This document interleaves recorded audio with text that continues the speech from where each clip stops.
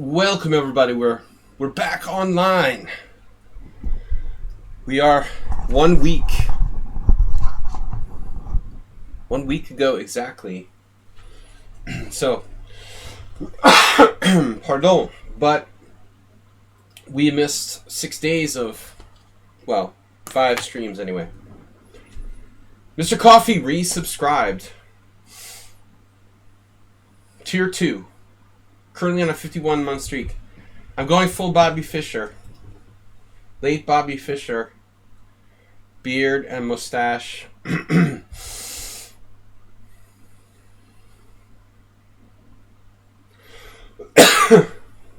Streaming makes me want to cough. Actually, it's totally psychological. I haven't really been coughing that much. Fear of coughing makes you cough. Fear of coffee.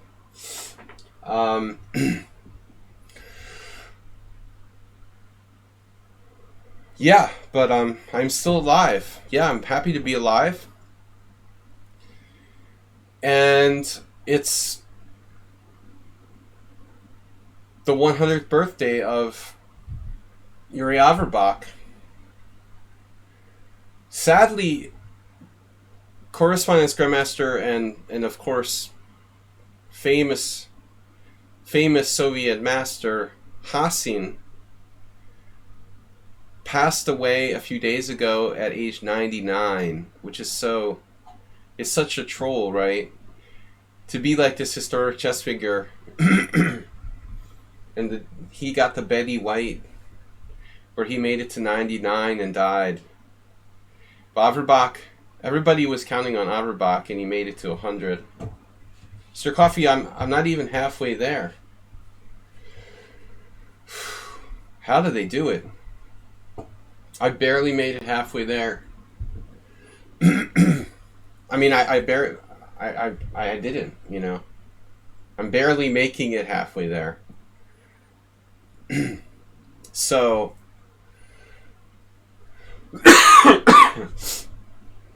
it's really funny. You watched a bit of Sasha Gelman? The guy is a nut? Camel Culture, really?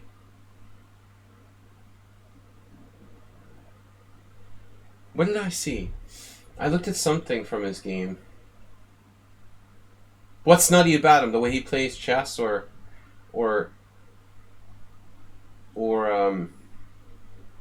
just his personality?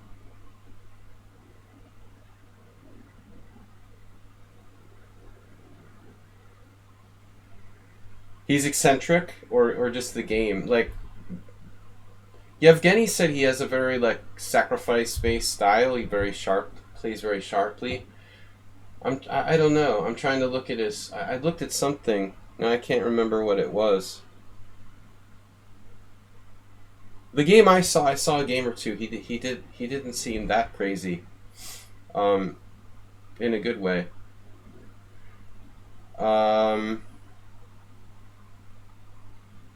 Alright, yeah, that's the Thursday program. So I canceled my Thursday stream last week to play Sasha Gelman, and we're going to play this Thursday.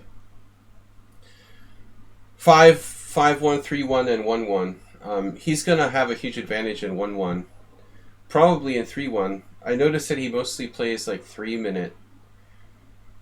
Though he is a very competent bullet player. I'm probably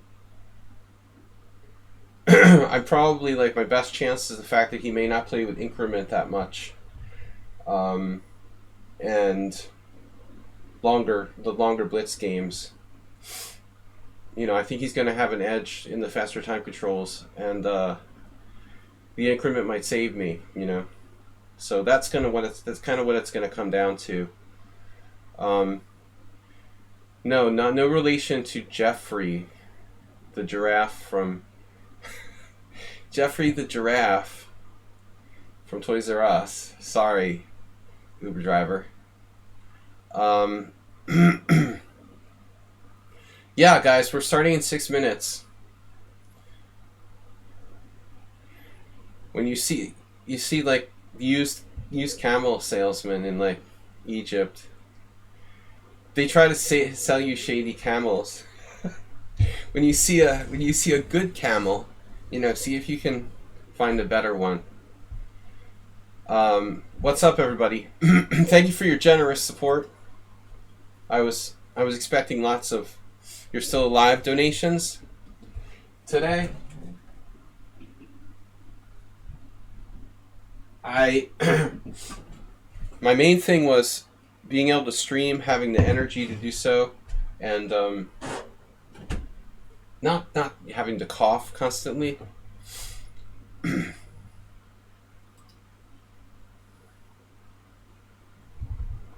Your inner soul is satisfied.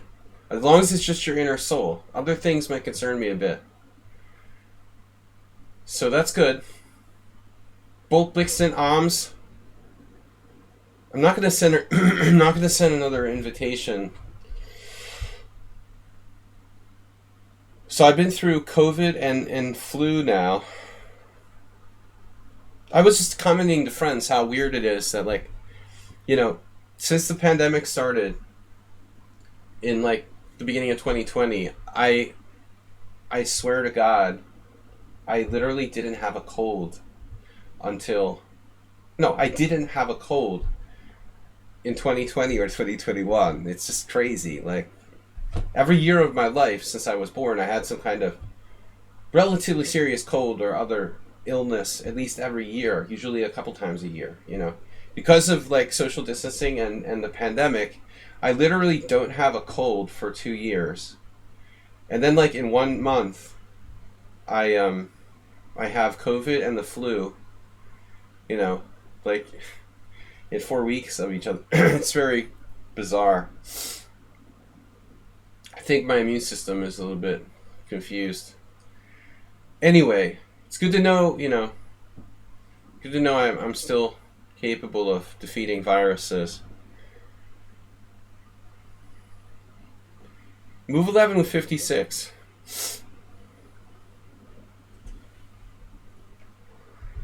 Repun Bansal, people like that, honestly, the secret to being a successful YouTube chess content creator is to like put Alpha Zero and Magnus Carlsen in the title of every video you make. It's just disgusting, man. I mean, whatever. I don't want to talk about that. You're very into that pop chess YouTube content creator discussions about these people. I'm not interested, really. But I don't mind. Like, you sent me some interesting comments off stream about Hikaru, chess-wise, playing in the, if you want to ask or make serious comments about that, I think that's interesting. But, I've never been one to create too much clickbait.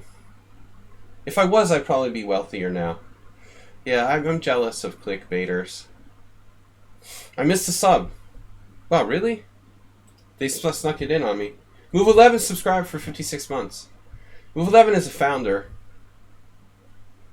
Thank you, guys.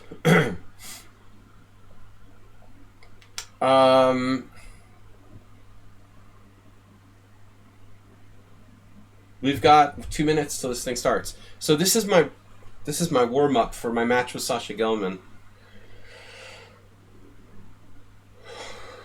I guess. I have played secretly training bullet games so that I don't completely embarrass myself. And my bullet strength seems to be around 2,400. I expect to lose in bullet and put up a good resistance in blitz. But I mean, 3 minutes was never my thing, and 1 minute is not, so I think I'm an underdog. Karyakin is very free nowadays. Oh, good to know. I'll give him a shout out if I ever decide to try to go for the GM title. Karyakin would definitely be my first choice as a trainer. Just kidding. So the guy plays loose sharp style. Yeah, that's good to know because I'm adaptable. You know, I'm adaptable. I can totally, I'm like the Wonder Twins. I can totally change. I can be Nimzovich, or I can try to play super sharp and tactically. I would think that I would go trying to play more closed positions and solid if he's real sharp. But we'll see.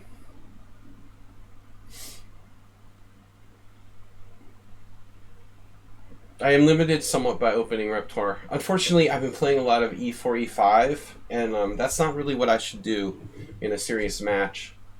Trying to teach myself to play classical openings lately, which is good, but it's not my best. It's not my best knowledge base for a serious blitz match. Fake sincerity. Yeah, I've been playing this weird line here. I promised myself last night I wouldn't do it. I've been playing 92 just to troll people. There's not one game in the Masters Opening Explorer with 92.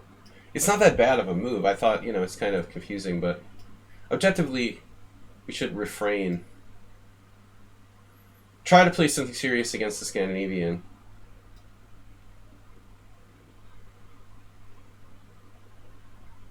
I've been having a lot of trouble sleeping, and because I haven't been exercising enough. I literally went for a walk like a mile today, but since I was sick, that's the first time I've gone for any kind of distance exercise. It's really bad for you, obviously, but if you're sick, what can you do? I have not been moving. And, if I'm lucky, I lost a few pounds. But I don't think that much, unfortunately.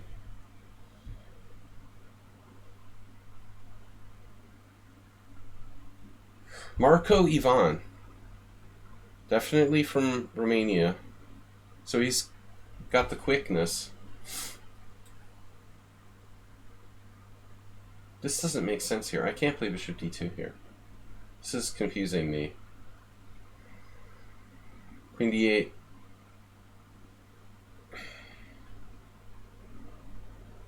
Yeah, I don't really know what to make of this.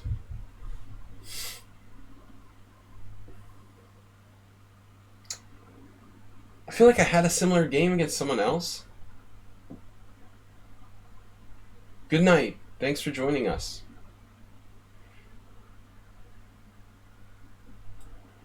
I really don't know what to do. But what Black's doing, and I think,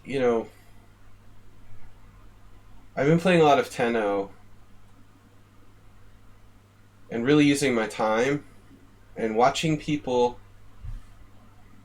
and destroying people where I have like 1 minute and they have 8 minutes and 47 seconds. I mean, it's ridiculous. Like, I put all my effort and energy into these games where, at the end I have 30 seconds left and they're getting like ravaged, I'm just like crushing them the whole game. And then at the end, they have 8 minutes left and I'm like, well, that was kind of weird. Why do people have to play so fast that they don't even think, and why would they want to play 10? That the other thing that bothers me is like, okay, if you want to play bullet, or if you want to play fast blitz, play fast blitz. Why would you click on 10-0 challenges if you want to play 1 minute or 2 minute games? It just doesn't make sense. Why are the people in the 10-0 games playing like it's bullet? Like, why would you, if you want to play that, why would you play 10-0? I don't understand. It doesn't make any sense at all. Here my opponent has at least used 30 seconds, but he's way too fast. This is different. It's 5-3. You can't take as much time as 10-0 maybe, but I still think his pace of play is, and the point I want to make is like everybody's playing too fast. I don't mean to single out Marco Ivan.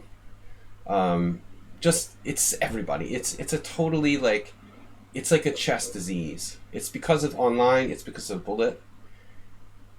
They just don't know how to manage their time. You know, nobody does. Almost no one.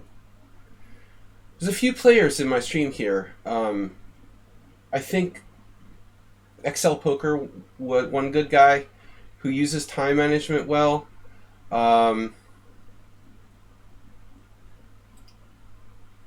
Husky, pretty good. Aldisto, not bad. Playing over the board in 90 minutes. Oh. Wow, dude. Nothing like the club. Clubbing.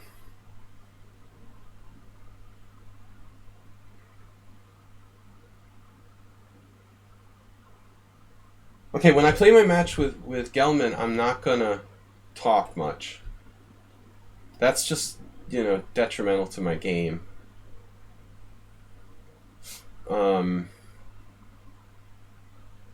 Feel that my last move feels like the first time. I'm not gonna sing, that's for sure. Feels like the very first time. I'm gonna do classic rock. No, seriously. Journey.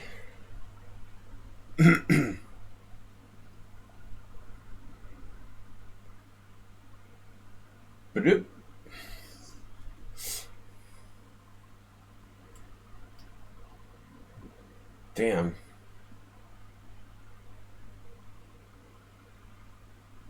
Would good to see you.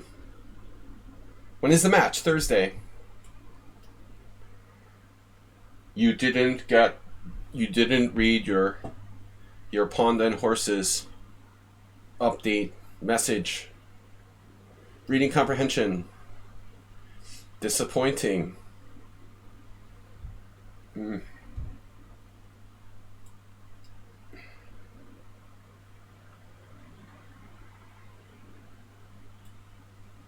See?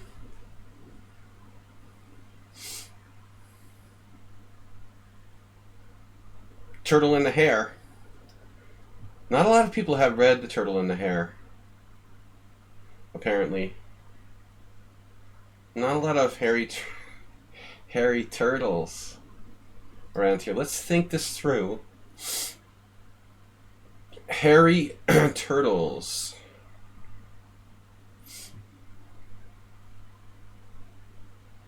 The match is Thursday. You didn't get the memo.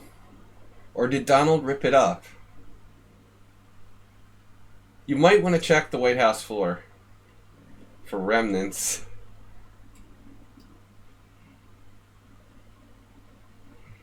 Maybe Kaylee has it. I don't know. We're going to do our weekly political satire tonight. But Move 11 did not get the memo.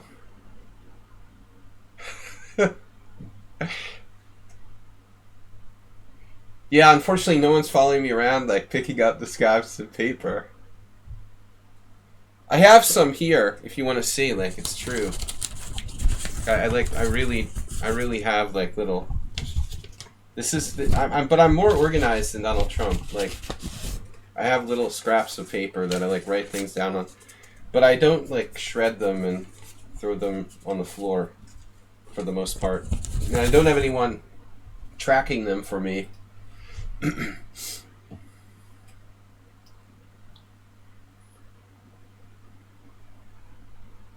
Someone has rendered a request.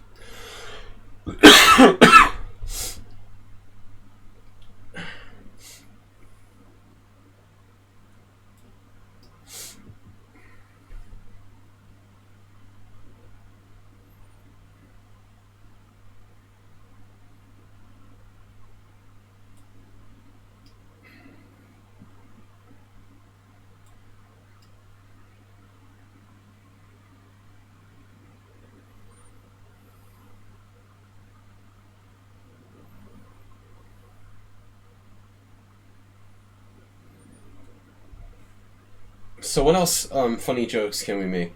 Since I have been streaming, I let's see. I was collecting. That's unfortunate. We can do this. Rook a4, a5. Damn it! I don't exactly know how to make progress here. This is trickier than I thought. Yeah, we got to go with b4.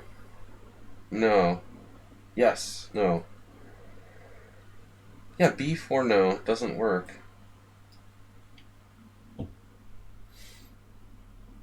No, we're going to have to find a different way to do this. I have some ideas. I mean, I could push to d6, but I don't know.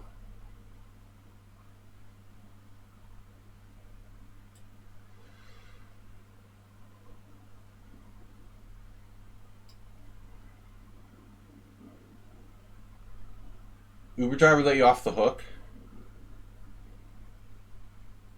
Do I want to take with a rook? Speaking of hook.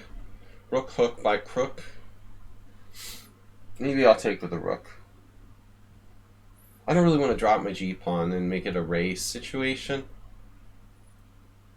Now, I have to be honest here. Like, if the time control is no increment, Marco Ivan's strategy of playing fast, it has a lot more merit to it. But when you're playing any time control with 1 second, 2 second, 3 second, whatever, increment, the trying to flag the guy by playing super fast strategy, it just doesn't really work that well. Did I have COVID? I already had COVID. That was like a month ago. I got COVID for New Year's, and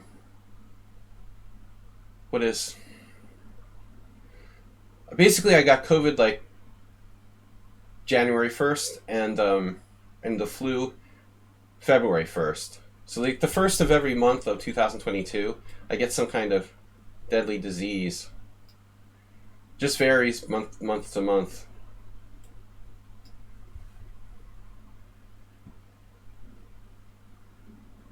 Okay, this guy is starting to kind of piss me off.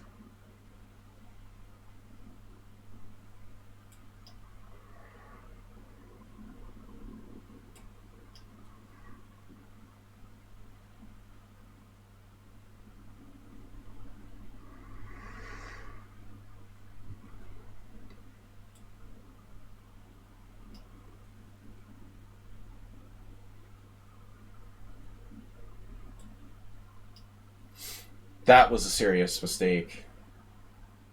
I guess he should have checked me with the rook again. What did you want him to play, actually? We could have checked me, and then I would have gone to b5. Then he would have gone behind the d-pawn again.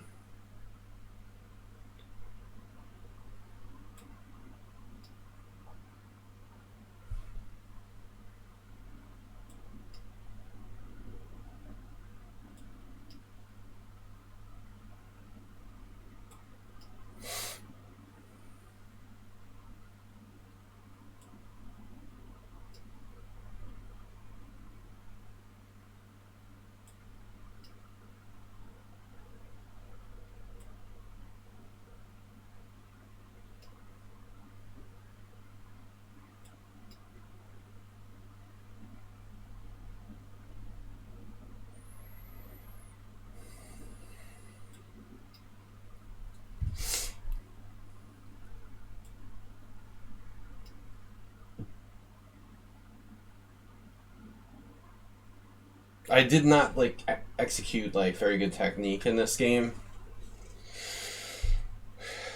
That's another type of player I faced a lot when I'm playing like random noobs in the 10-0 type of time controls. There are these people who are unbelievable. Like, they are the best defenders when they're losing, like facing mate in one down two pieces I've ever seen.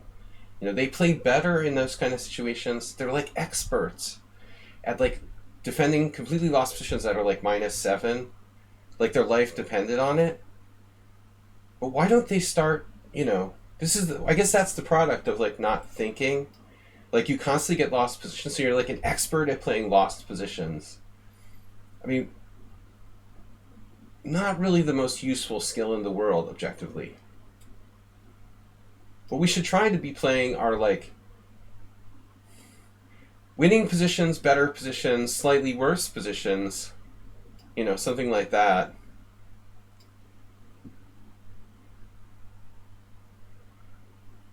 But the totally lost position experts, I mean, that's like...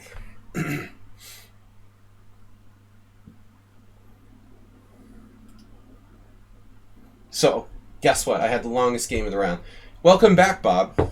Sorry I didn't pull a... Well, I made it halfway to 100. Uber driver was winning. Not awake yet. Goiju in first place, like Asterbait last week. We're loser, Alisto, Bolt, Kasparan. Wow. Knocking Camel Culture out of first place.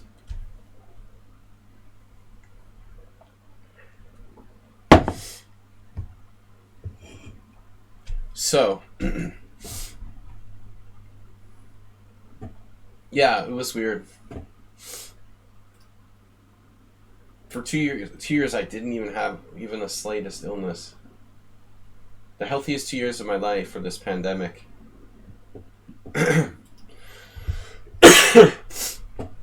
Anyway, yesterday I recorded a video for chesslecture.com. I didn't cough once. I talked literally for like 35 minutes straight. I never coughed once. And then like I started a live stream and I'm like coughing. It's ridiculous. I think it's like stage fright. I also need to vacuum my room. There's too much dust in here. Where I vaxxed, of course. Yeah, I have 3.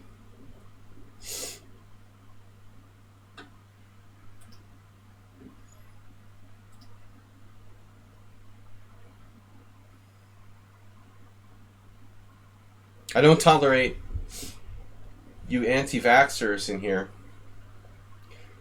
but I'll allow people to exercise free speech to a certain degree. It's good to be alive. Why am I coughing? Can't believe I'm coughing. I'm just... You're not, but there are a couple. So I'm just speaking sort of rhetorically.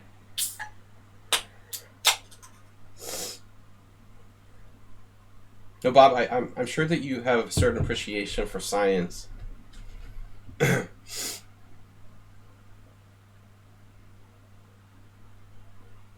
Right, okay. Wasn't expecting to face the King's Gambit.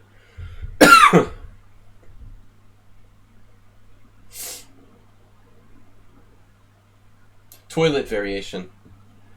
I don't know what this is.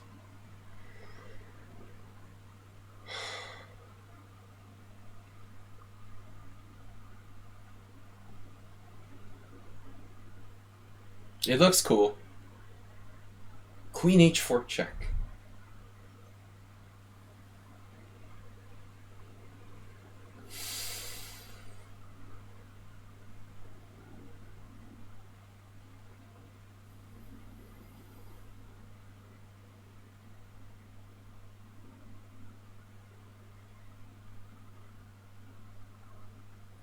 Interesting.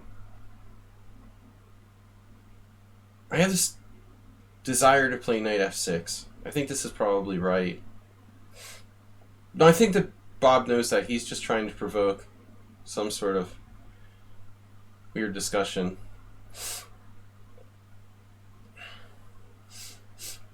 He's pro troll. It's some kind of conspiracy. Maybe it's a conspiracy theory. Drug companies created COVID or something like that. We can think up all kinds of insane conspiracy theories. Maybe aliens made COVID and they brought them down in spaceships. I think that most people who support things like anti-vaccinations, they watch too many episodes of the X-Files. I mean, think about the X-Files, right? I like sci-fi, it's fun. And I like the X-Files as much as anybody, but, I know how to separate, like, reality from fantasy. They think, like, oh, they're altering our DNA, Here we go. They're altering your DNA. Seriously, man, it's the main, like, what isn't that like the main premise of the X-Files? Like, no joke. The main premise of the X-Files. They're putting alien technology in our DNA. That's what most people... It's ridiculous, man. That's the effect of the 90s. They thought, oh, X-Files just entertaining sci-fi. Now we have these people who, like, grew up on the X-Files, and they think that, Bill Gates is putting little microchips. Oh, no.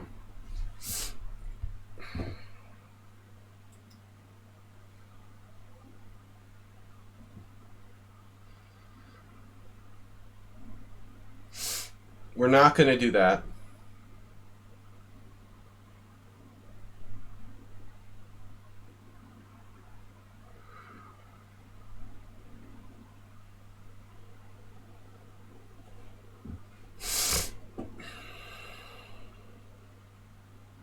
The what? The 1/900,000?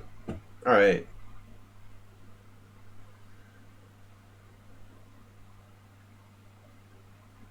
So all of those people died because they were because of their vaccinations, right?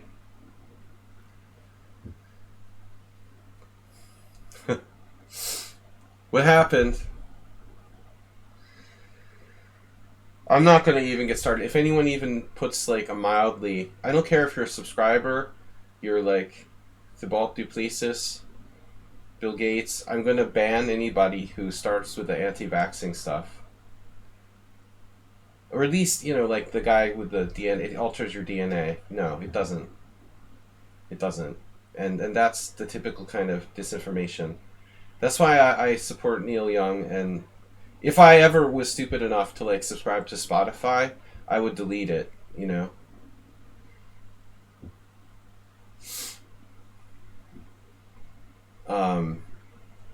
Spotify sucks anyway.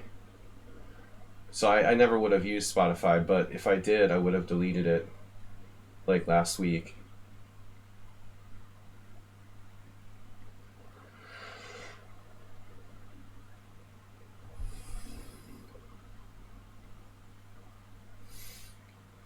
You mean before he's as racist as, like, the police officer who lived across the street from me when I was, like, a little kid. The stuff that he said about black people is, like, exactly what the, like, most racist person on my street kind of jokes he would make when I was when I was growing up. It's like, you haven't even progressed, like, even a little bit, like, since 1985. Yeah, exactly. That's what my neighbor would have said in 1985. Like, one of the most racist people in my town, And otherwise a great guy, except for the fact that he was ultra racist.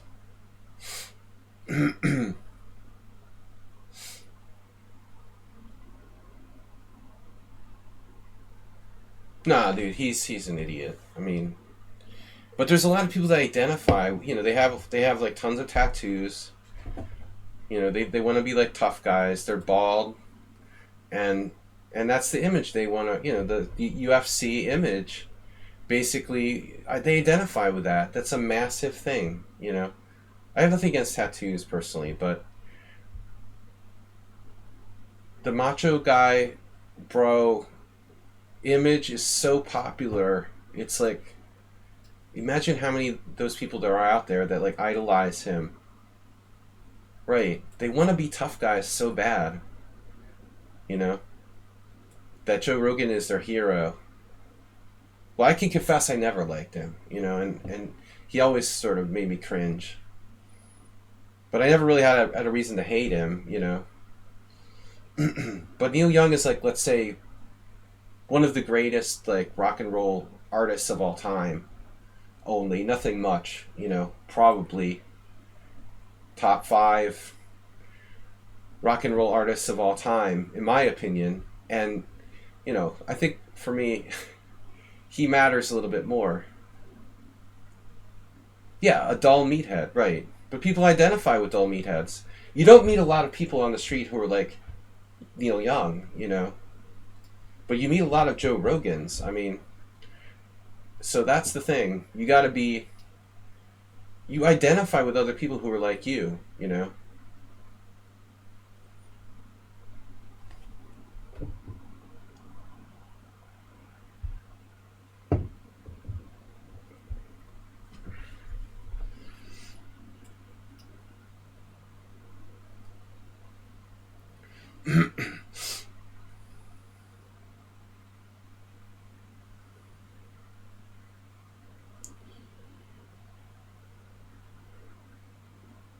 But I don't think that Neil Young, thought he was gonna like deplatform the guy. He just was like, screw it, I'm not gonna. He didn't think it was gonna take off as much as it did. But he's like, I'm not.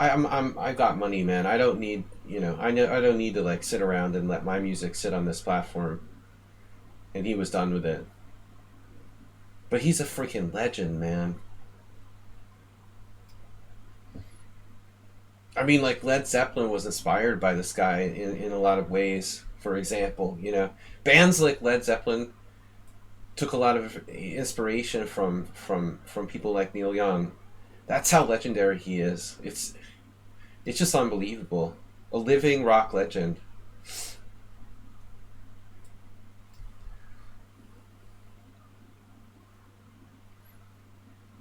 But plus the thing that happened, the other thing I love about him was his reaction when Donald Trump tried to use when Donald Trump tried to use "Rockin' in the Free World" at his rallies. Man,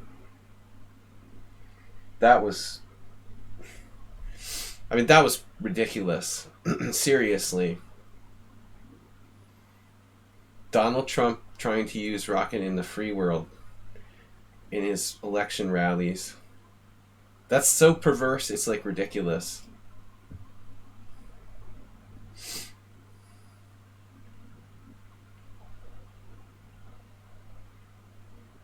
Here, I don't know what to do.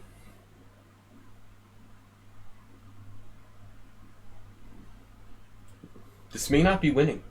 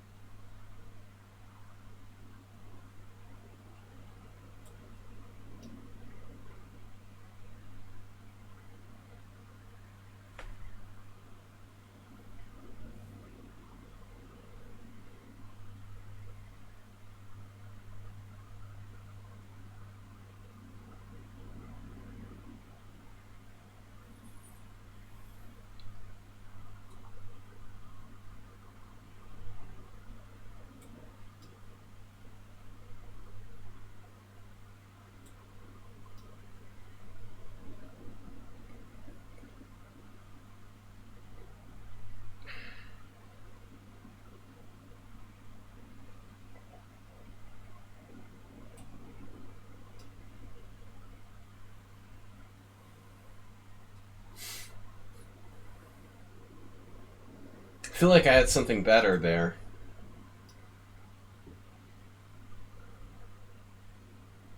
But this will do. 1 little, 2 little, 3 little pawnies. Yeah, like, what about singing nursery rhymes? Is that cool? Good to see Coffee.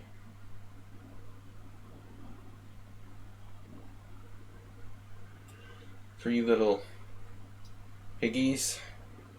This move is stupid. Officially stupid.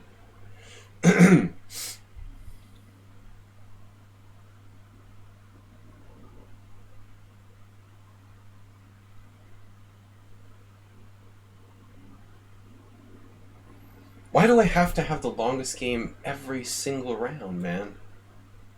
Honestly.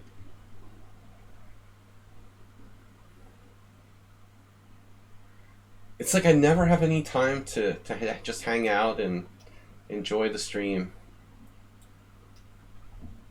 Every round has to be the longest freaking game. It's unbelievable.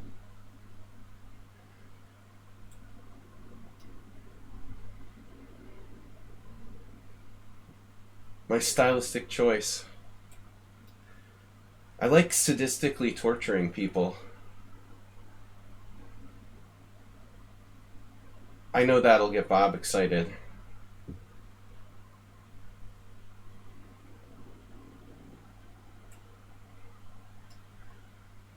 Speaking of which,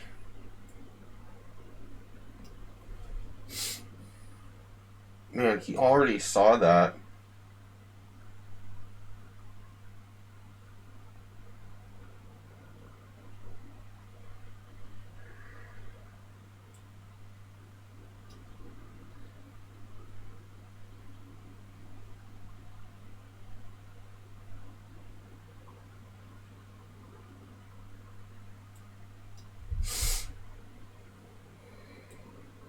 This is a guy who is obviously, a candidate for the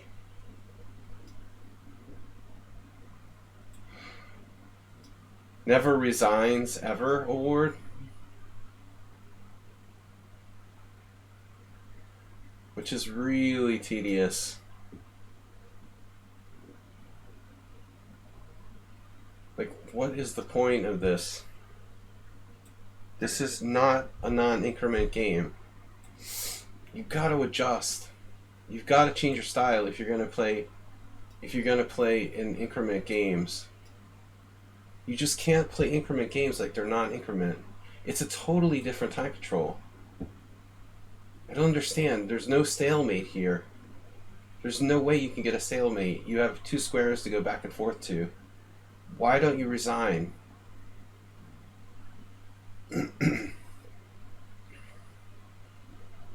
Alright, yeah, I mean, that's what I'm hoping will happen Thursday, but Sasha Gelman is a good player, and he's an IM, and I'm sure he's played increment. But I notice I don't think of it as easily, Lady in Black. I had to work there. It looked easy, right? Honestly, it looks easy. I make it look easy. That's an interesting point. But, I had to, sweat a lot of little moves. It's all those, it's like with the Wizard of Oz, all the magic happens behind the curtain. I had to be careful. He had a lot of little tricks and stuff. So what looks easy, actually, I just put a lot of effort into.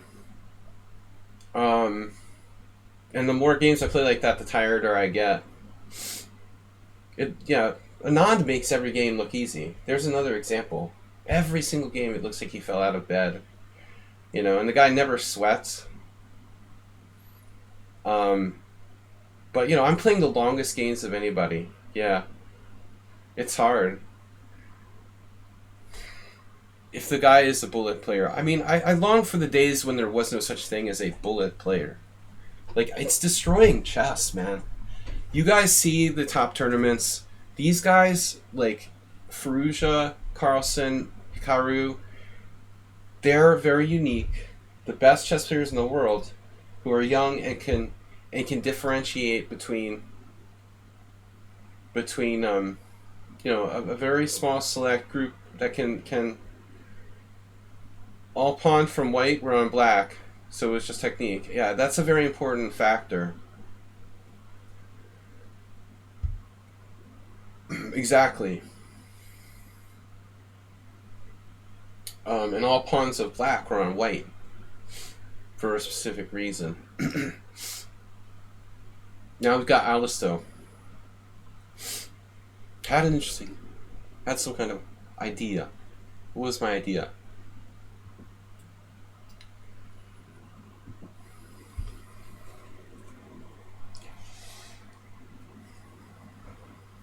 I started coughing again. I was fine. Maybe I took a Dayquil capsule earlier. That stuff might actually have cough suppressant in it. Maybe I need to keep taking those.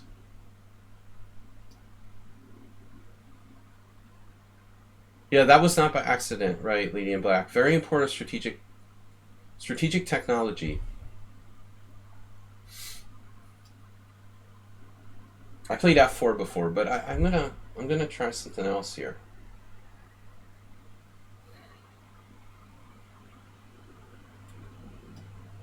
Shirov, G4. Yeah, I'm a little slow. I'm kind of playing these blitz games like they're rapid. I mean, to be honest with you guys, I'm playing a lot of different time controls. I played a little more this week since I couldn't stream, but interesting. Aldisto with bishop e7.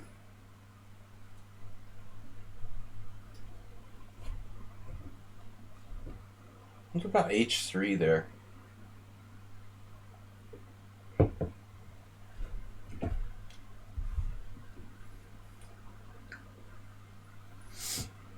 Drinking beer, and this is my first beer since last week. This is my first beer this week. But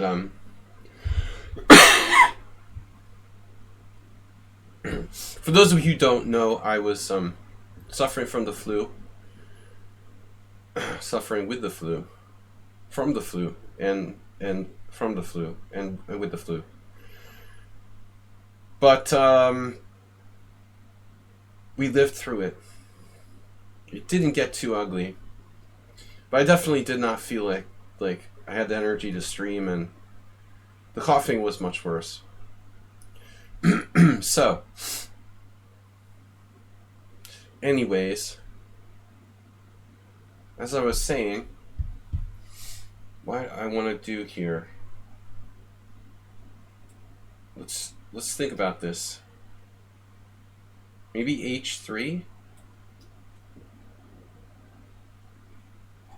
But nice to see you again, Lady in Black. Thank you for joining.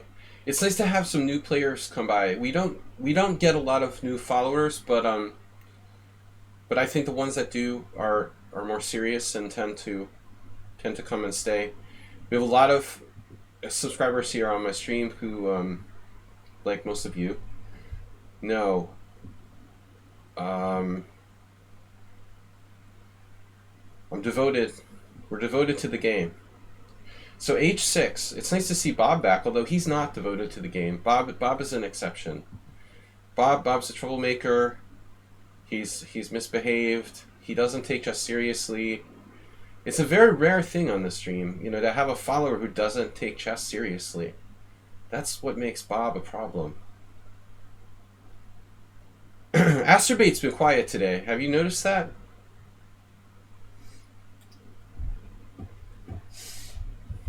Is he even with us? There he is. Oh, there he is. Speak of the devil. You have there's Asturbate now.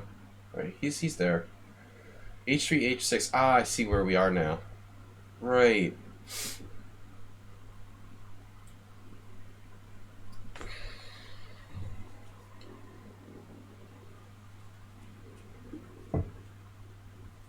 Trying a slightly different approach here, but I'm using too much time.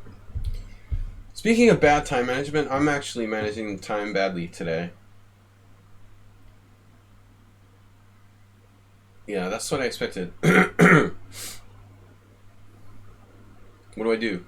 a5, a6. I had a similar game. D5. Can we do A5?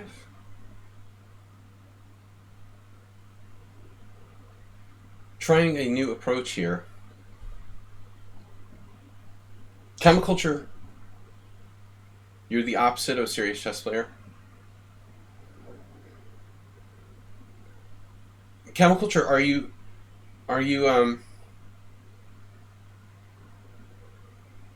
still playing over the board chess? National Master Chemiculture?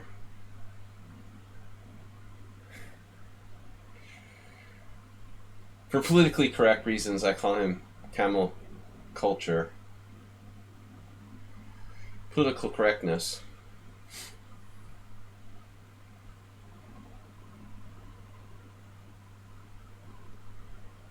For reasons, I'll rephrase that. For reasons of political correctness. So A6. A6 B5, that's the problem.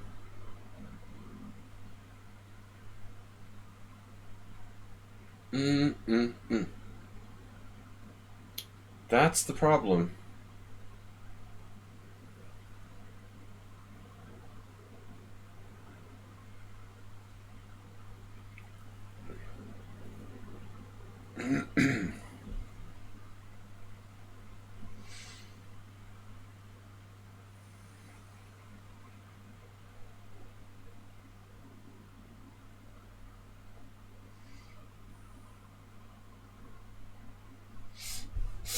Alright, I don't know.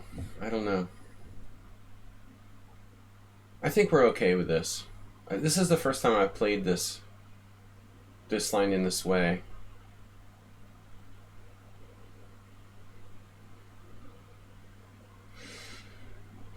The lion's paw, or whatever it is. Simon Williams can have this opening, man. I'm not on board with that. That's a load of very shaky setup for black. I wouldn't play it. I don't know. I don't think so. Oh, that reminds me. I should play a game 40 quad coming up here. Yeah, Mr. Coffee, what about getting back to over the board chess? Guys, on Sunday I'm supposed to play against we're playing against Debrecen.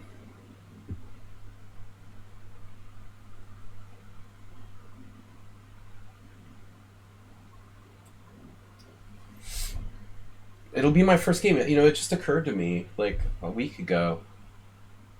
It'll be literally my first game of 2022. It's really weird.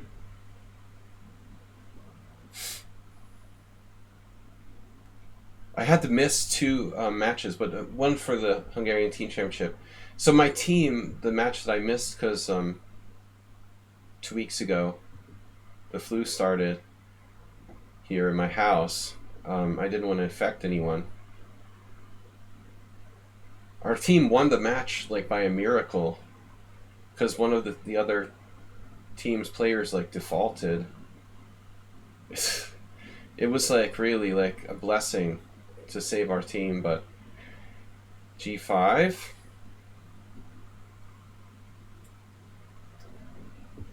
I'll have to play this Sunday.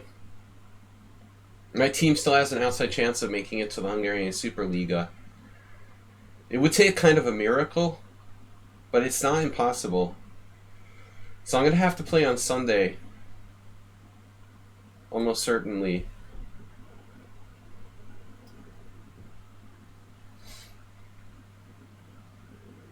But my opponent and I mean, if they field their normal board 1, it's almost like I would be playing like Schieber Spieler.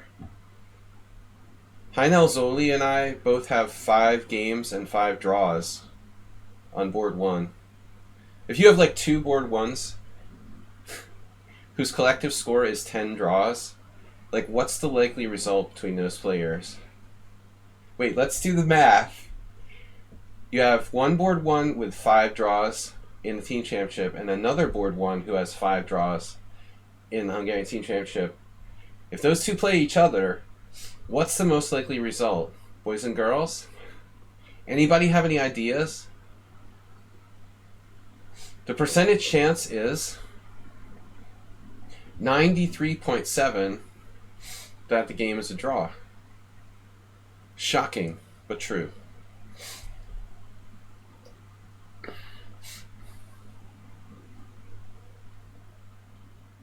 Anyway, I'm black. I'm a peaceful guy. And the last time we played, he was black, and I was still a peaceful guy. I'm always a peaceful guy against decent players in the Hungarian Team Championship. What are we doing here? Uh-oh.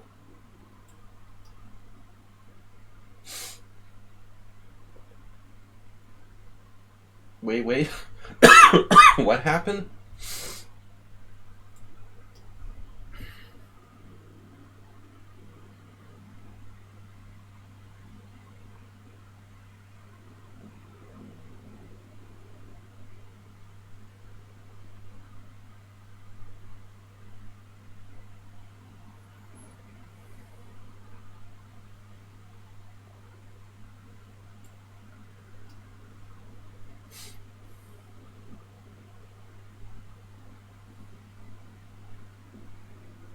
Well, I mean, if you're the only player in the tournament who actually uses, here's another math question. If you're the only player in the tournament who actually uses all of his time, then what's the chances you're going to have the longest games?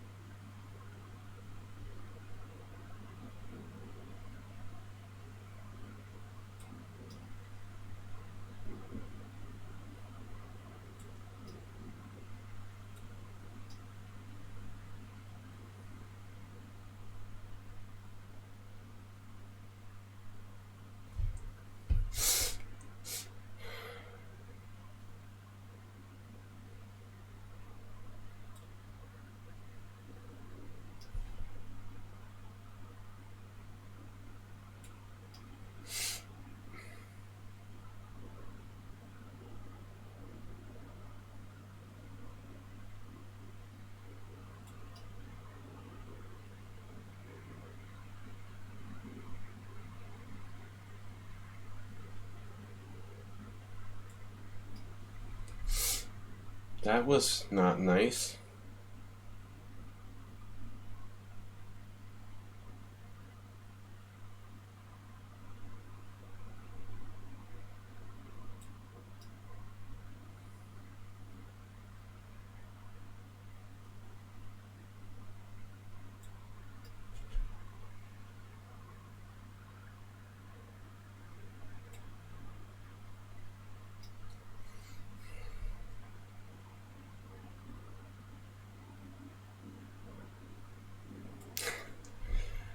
I did it to myself. I did something crazy.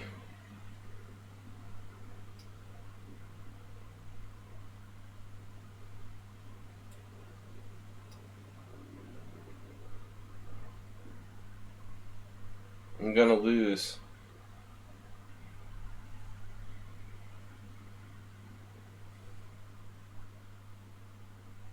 I just hung my rook on a4.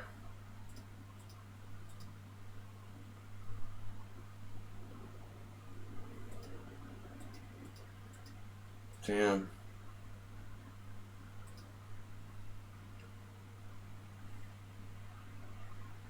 Look at that graph.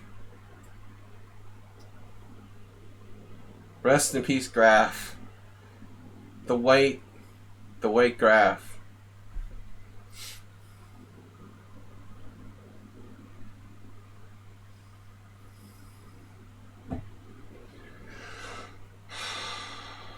That's not a heart attack graph.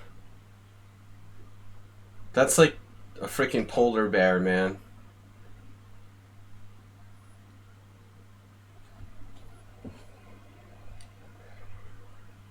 That's what I say.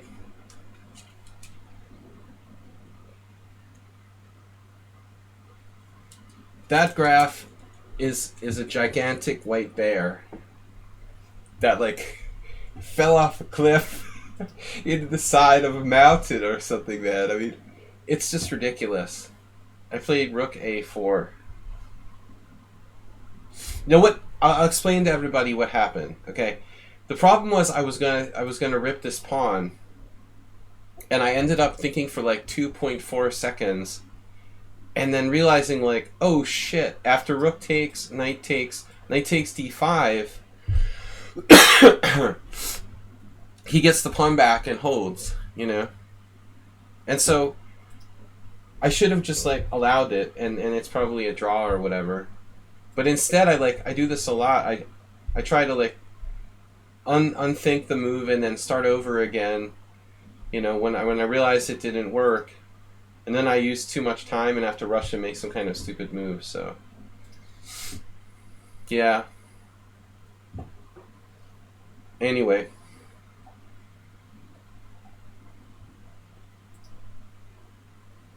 Emmy wanted to join. Sorry for the delay.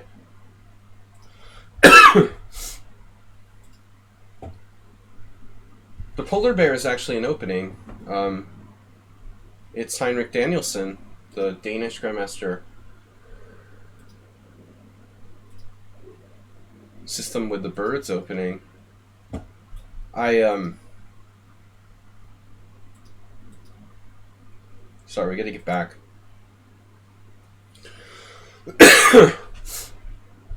Sorry about coughing. It's funny. I haven't been coughing much at all till tonight.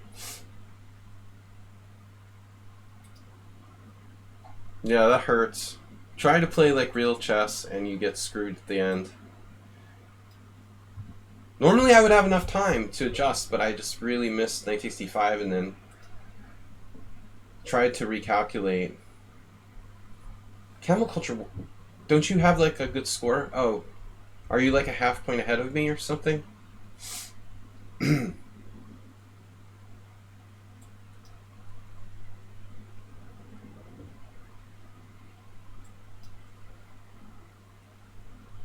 Where did my time go? Oh, I was already late.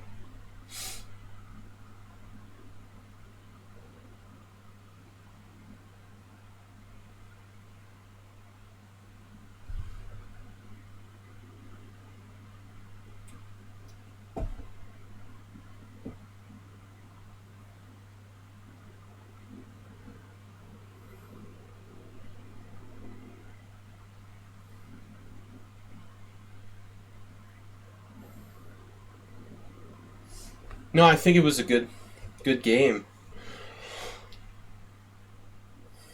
I need some Vicks Vapo Rub. It's ridiculous. It's coughing. I was like fine. I have nasal congestion. Nasal congestion.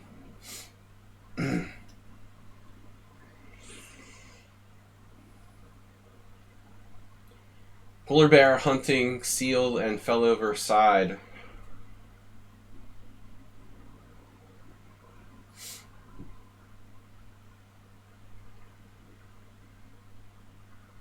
The heart attack graph's like when with cardiogram when it goes up and down, man. But that wasn't up and down. It was like all white, big chunk of like glacier, and then suddenly you fell into the sea. But I give Alice to credit for defending. Fast and bad. Fat and mad.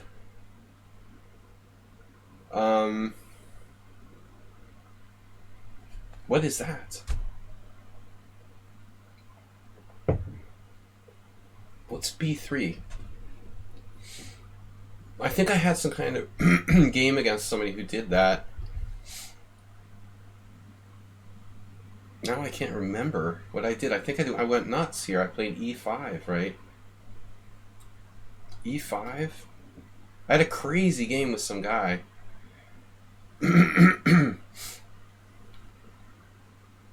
B3 ain't the main move. I don't think. But I don't know if this is a good line to play against Camel Culture. I don't know enough about Camel Culture, honestly, to say.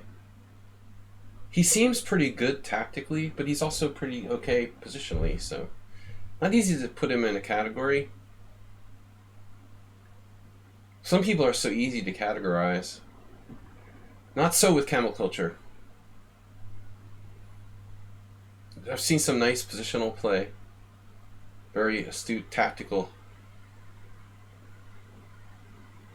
vision. Maybe his openings are his biggest weakness. I don't know. He said he's not a serious chess player. Is that why? Could it be the openings? There's a hole in there somewhere.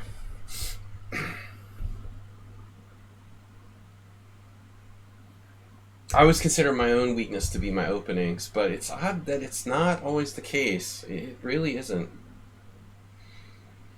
So knight f3 looks like an interesting move. We could have transposed to something, I guess.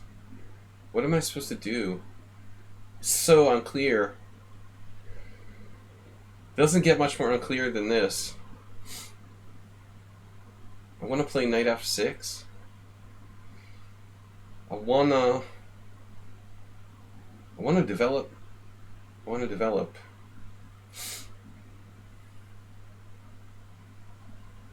This is a mess.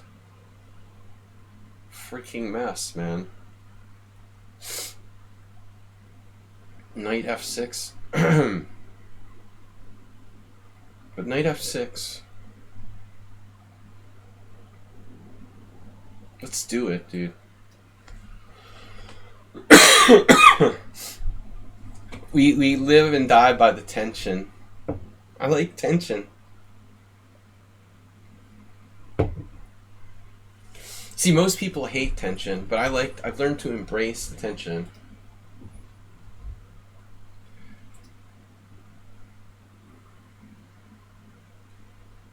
Embrace the tension. Be one with the tension. It's like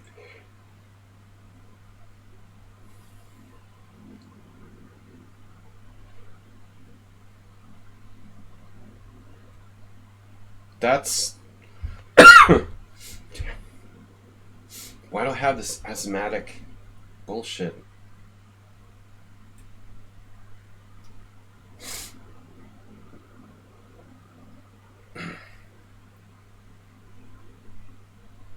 Sean Chess gifting a sub to Sammy Andoni.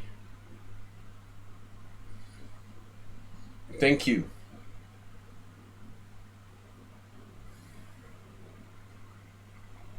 All right.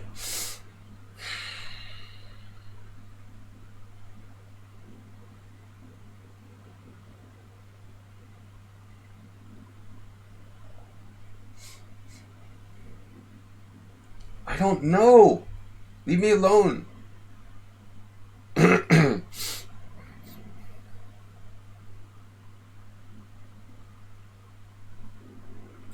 No, he'll play bishop d3. But that's alright, right? Wrong.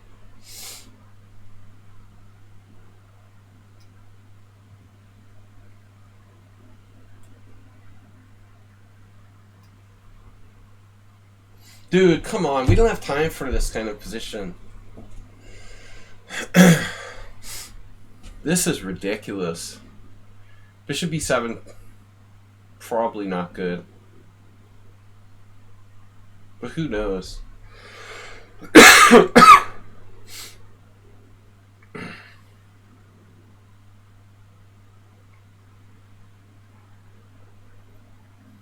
No, I really don't know. It's just too complicated to play in a 1-minute game.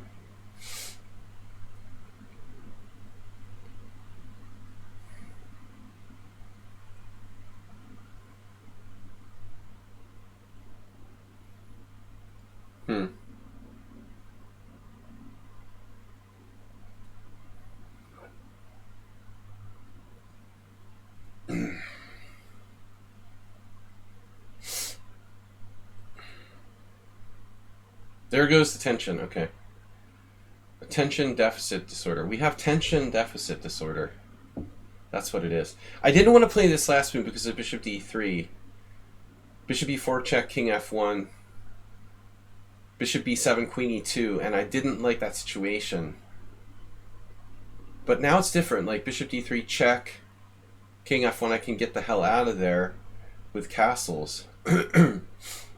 You know, I think this is playable for me and unclear. But anyway, that's why I didn't want to take the pawn last move. Instead, he goes bishop c4. Okay. Unclear what I should do.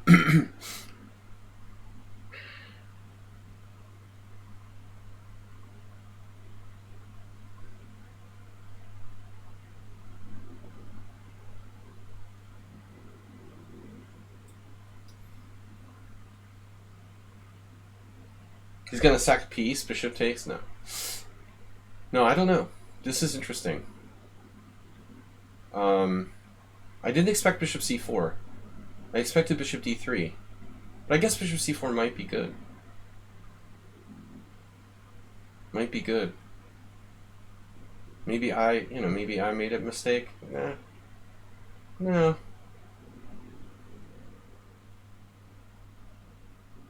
I didn't expect that now. I expected queen b3. So he's endgame lover. Land lover. Do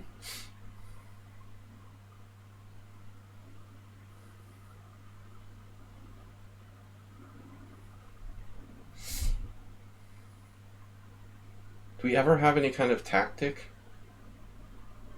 I'm getting out of here.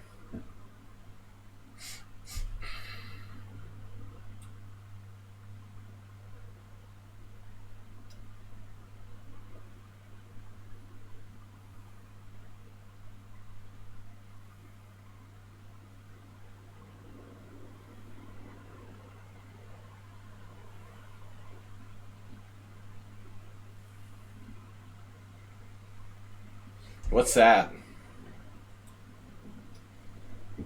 Oh, pre-moved it. Look at that. Look at that pre-moving speed.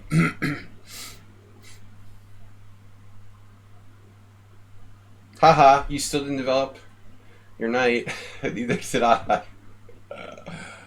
Oh my god.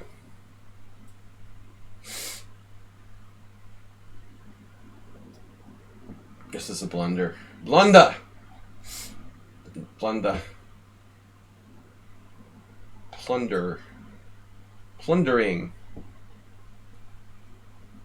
Do you want to play against GM Nizhnik? I don't know. I mean, yeah, I'm open to it. Sure. No handlebars. I'm interested, sure.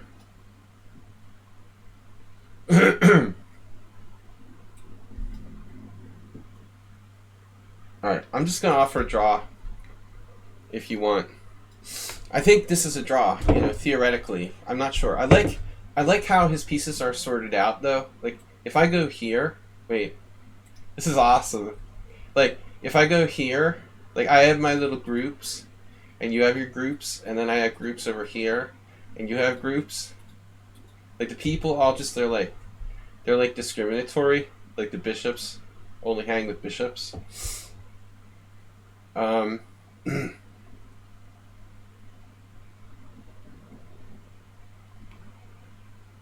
you mean next? No handlebars. No. I'm sorry. I misread your comment. Don't go get him. I thought you meant next week. For some reason, I read your comment as next week. Yeah. I didn't catch it. No, I didn't mean right now. No, I'm sorry. I don't know why. Look at that game, man. 2 inaccuracies versus 1 inaccuracy? Are you serious? I'm that good? No, sorry. Yeah, I thought you meant, I don't know. I was reading it quickly.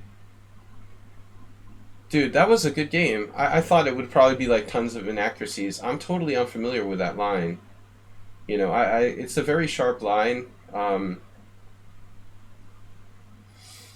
4-0 after his sort of break against me, the cliff fall. Camel Culture, gotta take him, man. You gotta take him out, bro. Camel, bro. At least I didn't have the longest game, you know? The advantage of offering a draw. The advantage of offering a draw in a drawn position is that you have the second to last game. If you guys do want to see me face a good player on stream, I'm gonna play International Master Sasha Gelman on Thursday night instead of our weekly analysis stream.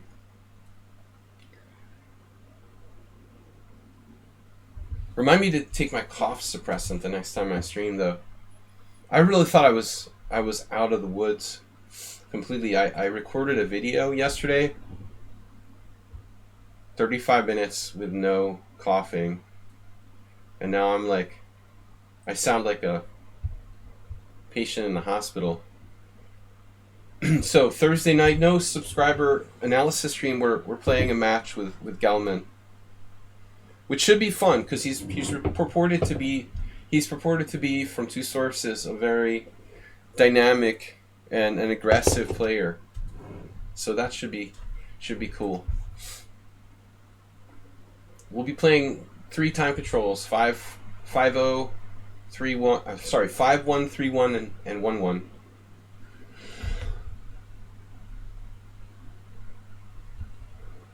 Casper, and what's happening here? White is a bold place is just not resigning. Couldn't happen to a nicer guy.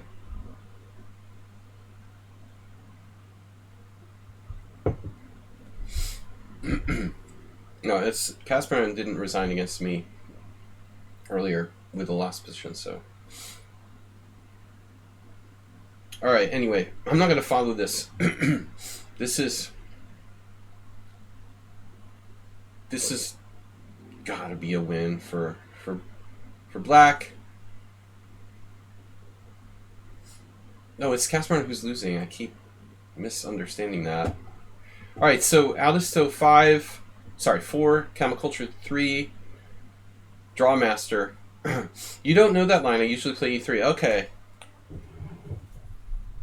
But you know what funny thing happened? Some guy, I don't know, some noob I played. The guy was actually like 2300 here or something. He played the black side against me when I played E3 like I was playing that line. He did like B5, and he just like, you know, like the beginner's trap with E3 where like white can just go queen F3 and like win a piece. Some guy who was like 2300 like did that against me with black. I was like, he was literally like trying to play this line, but I had played E3 instead of E4. He was trying to do it, you know. I was like, dude, that's crazy. That's the most beginner thing to do, to lose your, like, you know, you lose like a knight or a rook. I have a new expression for if you have a choice between winning like a minor piece or a rook. I invented yesterday, which is chicken or beef. You know, like they ask you on the airplane or at a wedding, like, which of the entrees do you prefer? The rook is like beef, and the minor piece is chicken. So you have to make that decision. It's pretty funny. I can't wait to get a chance to use that.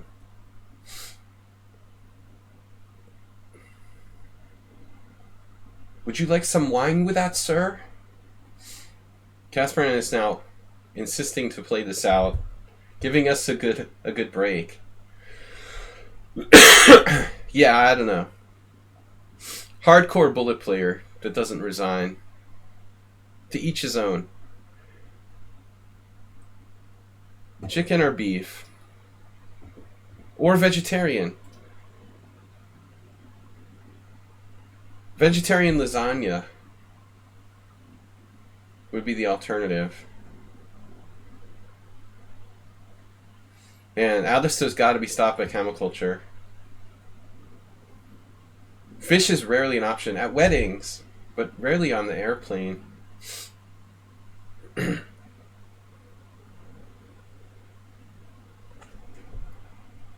Beef or lasagna?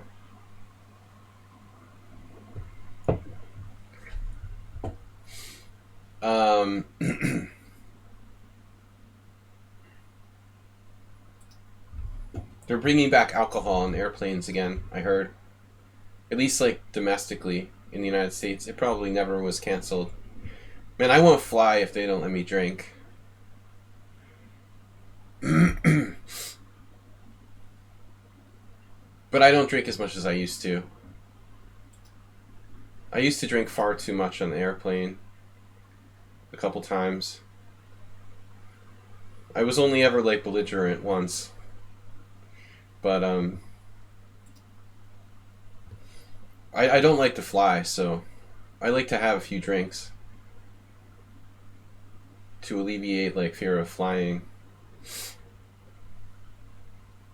Alright, I'm probably going to play Al Valles or Loser. I swear I did not have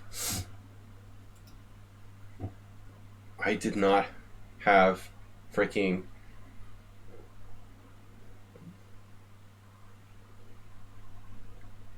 asthma before the stream.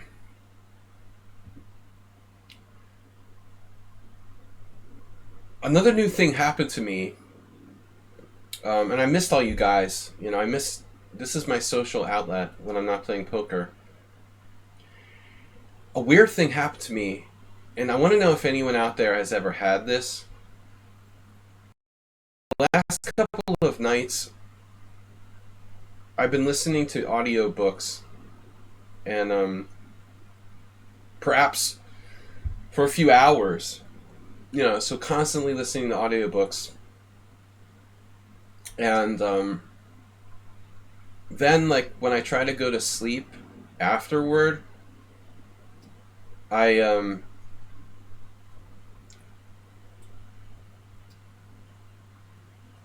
started to. I have a fan in the office for white noise and also for air circulation, even in the winter. And I started to notice when I tried to go to sleep that I'm hearing some kind of faint music. Like, it's hard to identify. It's very, very, very, very faint, and it sounds like... oh yeah, we've played this before. Play it again, Sam.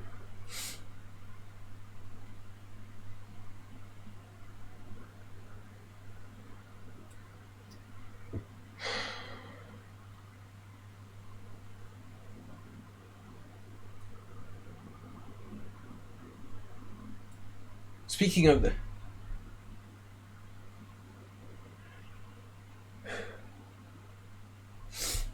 I was just talking about this with camel culture. The Queen's Gambit accepted trick, you know, like Queen F3 takes Rook. I'm not sure how good it is here. I've done this before. It's not bad, I think. I'm also not sure if I should make that preliminary exchange on C4. It's interesting. But anyways, I think that I hear this radio. It sounds like a radio frequency. Like somebody's playing the radio very, very softly. I look around, I listen at the wall. I'm like, is something on? You know, like my headset, or what is it? And nowhere. You know, there's nothing on. It's not outside. The noise, I don't know where it's coming from. And I go near the fan, and there was this episode of Gilligan's Island where Gilligan, like, became like a radio receiver or something because he bumped his head, or I don't know. And I mean, I'm like, is the fan producing radio waves, or it's like not producing but receiving radio waves?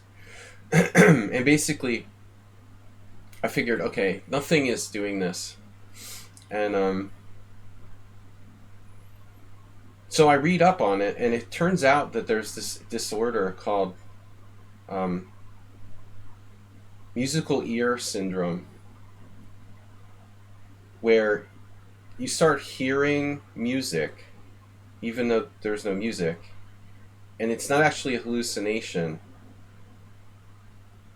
Your brain starts to interpret white noise, like a fan, for example, and think that and make you hear it as music. It's extremely rare, but it's widely reported as a real thing. It's very, very strange. But I only noticed, after listening to audiobooks for like hours, this exchange of pawns bothers me a little bit. So I didn't win the exchange. I only won a piece. It's like that same thing. Right. Okay. Anyway, it's just really weird. And I get it. I get it now. Not only like when I'm trying to sleep, pretty much any time. This sounds like I'm hearing music. It's extremely bizarre.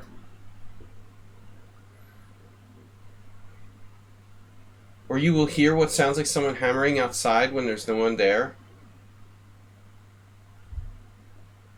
Huh. Interesting. D6 bishop g5.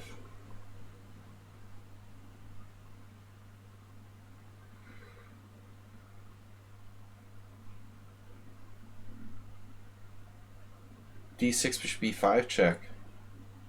Bishop d7. No, it's not tinnitus. Oh well, Mr. Coffee could have tinnitus. I have tinnitus. But I know what tinnitus is. This is like music, and it's actually the brain.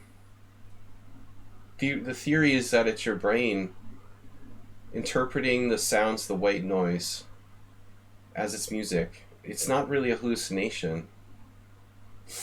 I don't know what to do.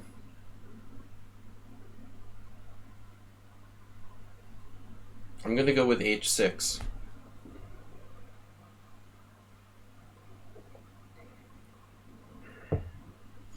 Cats are pretty smart, man. I think they'll let you know. Paranormal activity.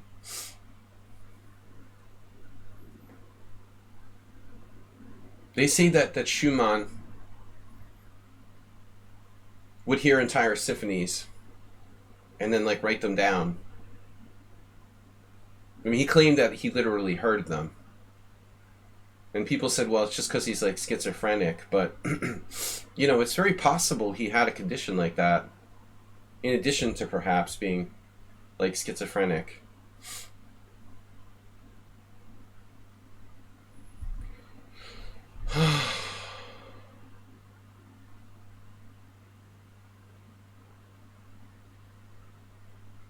Don't like the way I played this at all.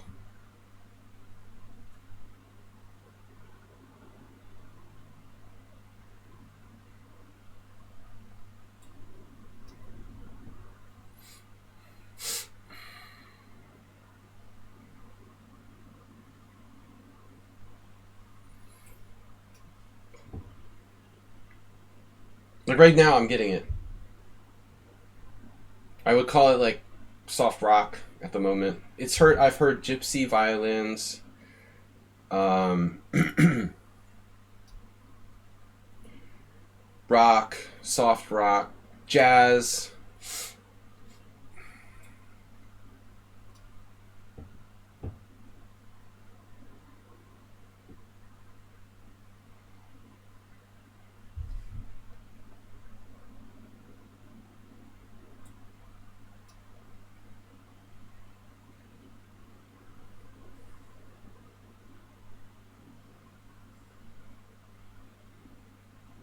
I don't want to get into the discussion of time management with World Loser. It's beyond hope. But I'm having fun talking, and I'm not because I haven't streamed in 6 days. I'm too invested in the conversation. Still alive. Sorry. Sorry to disappoint you.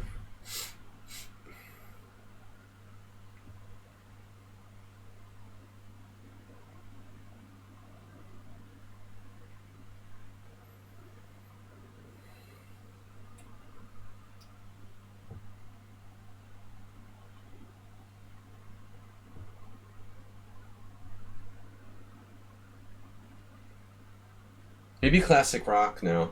I'm hearing.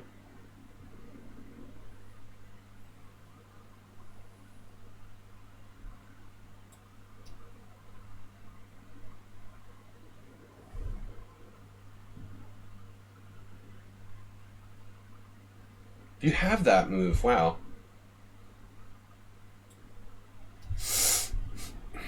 That's crazy. I missed that.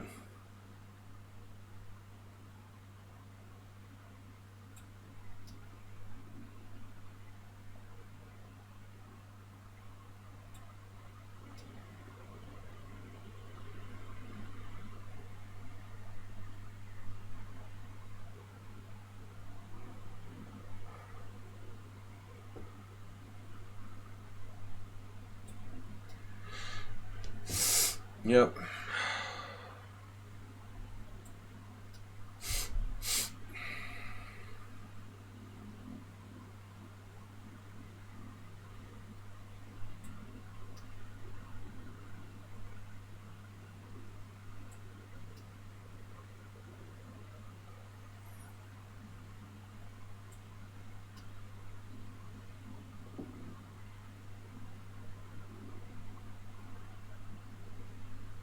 Damn it.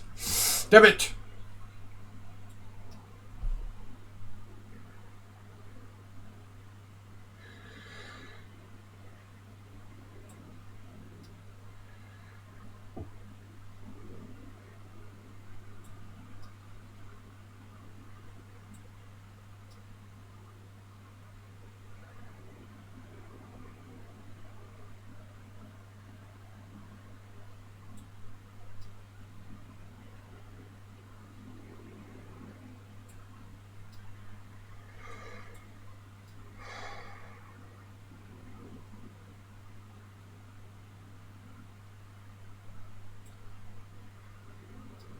The dude must be one hell of a bullet player. I mean, seriously.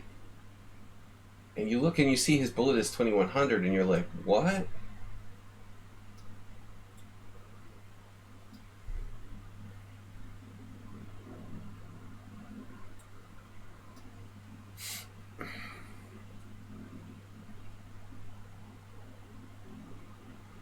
Dude, I'm like 2400 in bullet.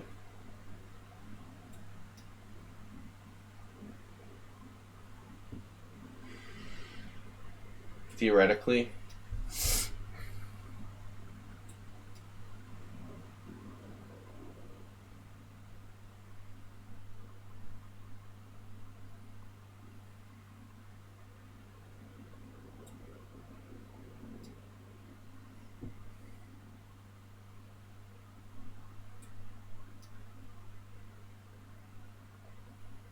It's a huge mistake by World Loser not to trade rooks there.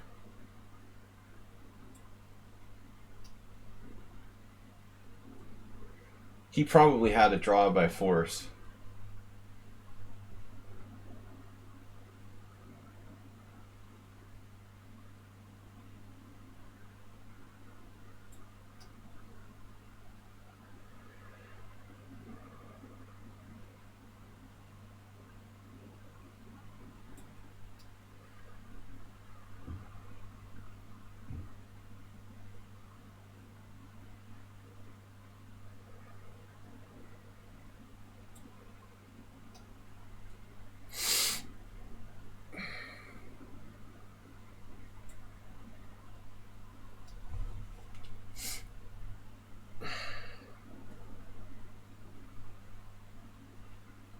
Nah, he mated me. Unbelievable.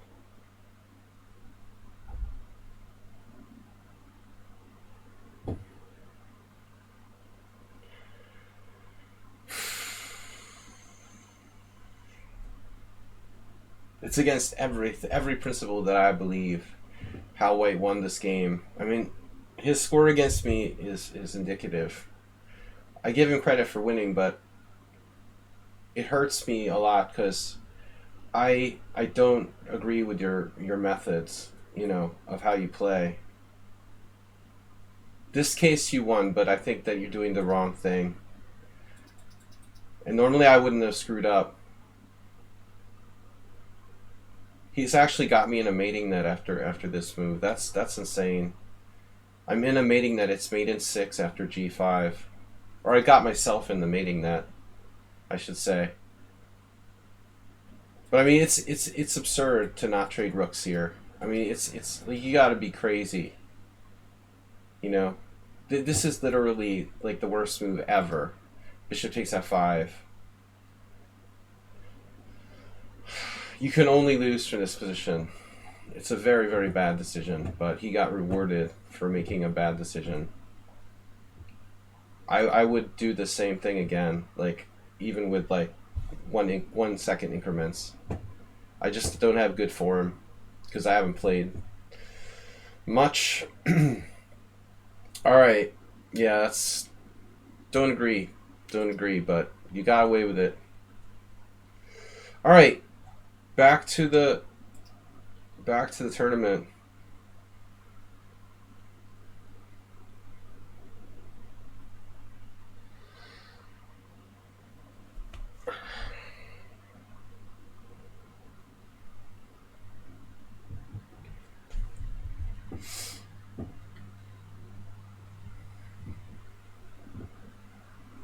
Yeah, I mean, every teaching that I make, falls on it. It's turned on its head by World Loser's approach to chess. It's hard to sit there and be like, yeah, you should just play as fast as you can and not use your time and hope to get lucky when the other guy like blunders in a better position. And this now happened to me twice against Aldisto and World Loser. Not my lucky day. Both of those guys were lost and won by playing super fast.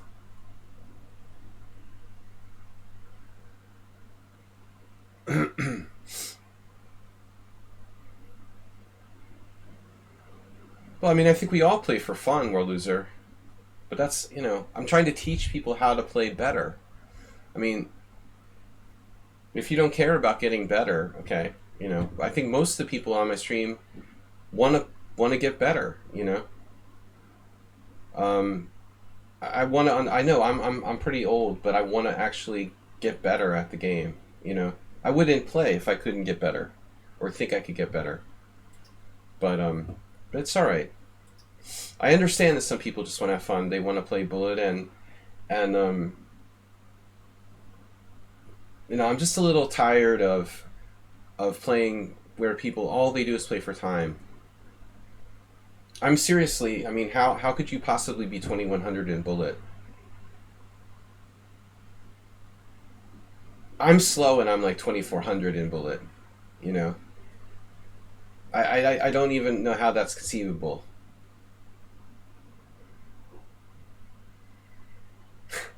You're 2300 in blitz and you're 2100 in bullet. You're like the fastest player here in terms of time use.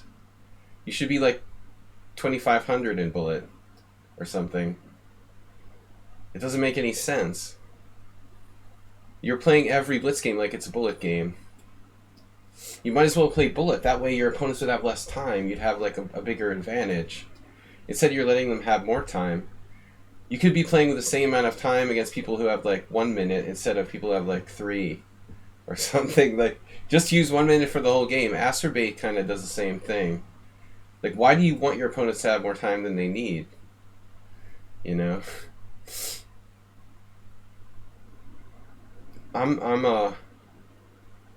disappointed with myself though. I mean, I love ops color bishops, but in World Loser's case,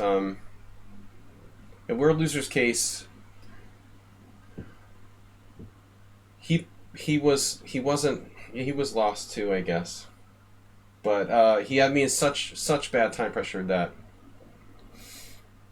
I was blundering just to not I mean, the end of the game, I made lots and lots of bad moves. The whole end of the game. I feel like we had this position before. Here's another example. Like, I don't know who this player is, but it's everybody that I play. Like, it's just a... It's nothing personal against you, World Loser. It's just that it's a problem that's holding people back, you know, who don't know any better. Like, you made the conscious decision. You've made a conscious decision that chess is just fun for you. But there's a lot of people, especially like kids, who think that like playing chess without thinking is a good idea, you know. And they like, you know, they're like destroying their chances of becoming strong players by sitting around playing bullet all day. It's like a disease, you know. I mean, bullet is addictive and fun, but it's going to destroy. I saw like Naroditsky's 3,300 in blitz, but you know, I don't think he's going to be challenging for a world class level grandmaster anytime soon. All right. I mean, it's pretty sad when you're a chess grandmaster and all you do all day is like sit around playing bullet. I mean, that's like, what is chess now? It's no longer an art form. It's like, it's just a really cheap video game or something. I hate it. There's no beauty in it, you know. There's no art. It just becomes like masturbation. That's the problem, man. I mean, I love chess. I love the beauty of chess. The beauty of playing like really deep, fantastic positional games. Playing brilliant, you know, long-term strategy just goes out the window. Dude, they don't even have a clue, you know. They don't even have a clue. Like, WJ Loof, welcome. I'm just glad to be streaming again. I was out for 6 days. So the point is, like, I love chess. Chess is a beautiful game. I love the artistic side of it. And the bullet, it cheapens chess, you know. And I hate when my opponents don't think about their moves, especially in simuls. Because I don't have enough time to think, okay, yeah. But I mean, it's just like, dude,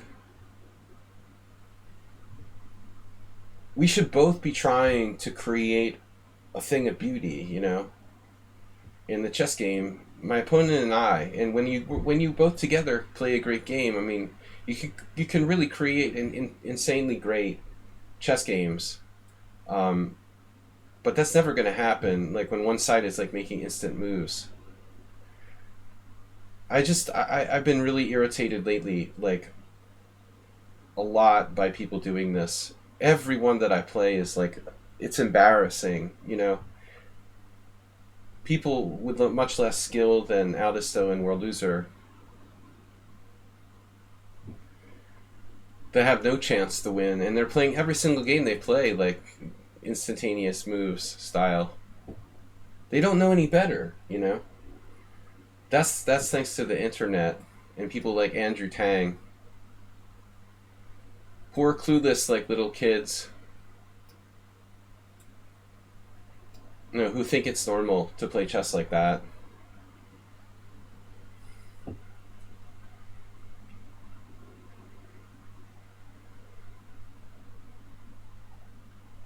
Everyone that I play, it's ridiculous. Are they taking energy drinks?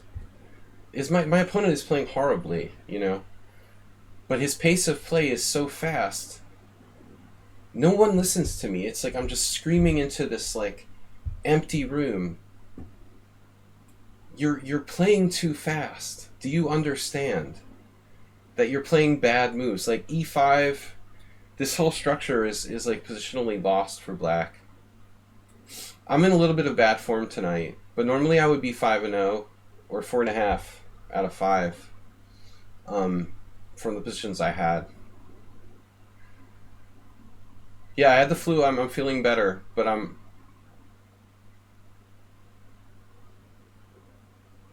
a little foggy headed.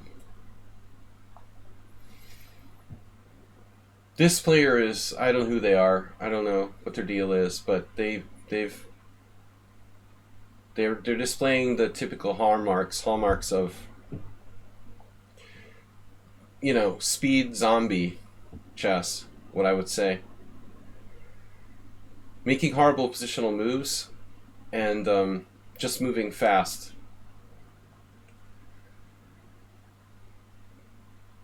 On the other hand,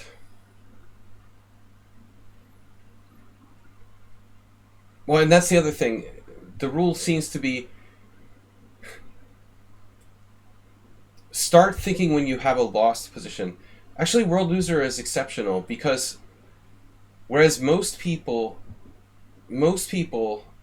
incorrectly like start thinking when they have lost position, World Loser never starts thinking,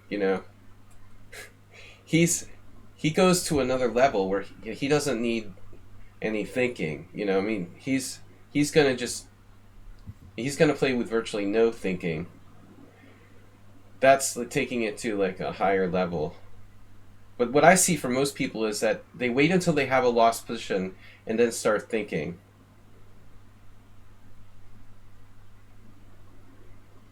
It's the worst way to play in the world. Okay, yeah, tonight I'm slow. I was kind of foggy-headed.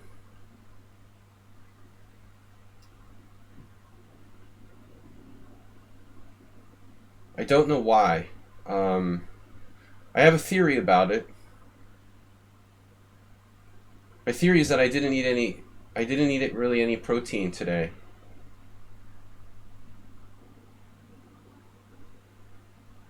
Yeah, I don't understand who this player is. But it's the same pattern. The painful pattern.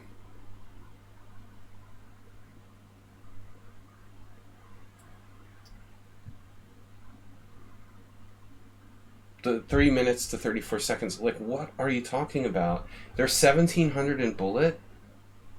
Wait, what? How can Merle's 14 be 1700 in bullet? Play against an IM. They're 300 points lower rated in bullet than they are in rapid and classical. Yet they use no time for their entire game. I mean, what? How is that possible? How is that possible? Like, you didn't play any bullet games just when you first opened your account? Like, he's what? He's 2000 in rapid, but he doesn't even use his time. He should be like twice as high rated in bullet than in the longer time controls. You had a concussion the other day? Played your best chess, went 11 for 11. You had a concussion.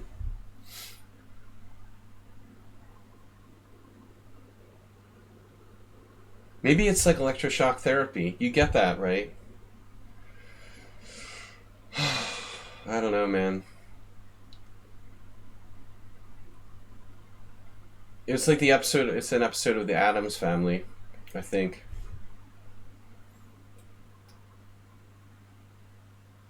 They had to keep hitting Gomez over the head. I just dropped my A pawn. Look how sharp he was, too. Like, he sees it instantaneously. 1700 in bullet. How would that be possible?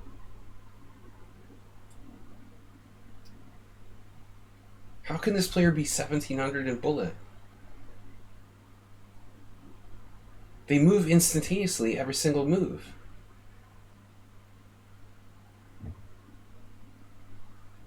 Check him out. And, like, kind of a scary move, rook a4, no?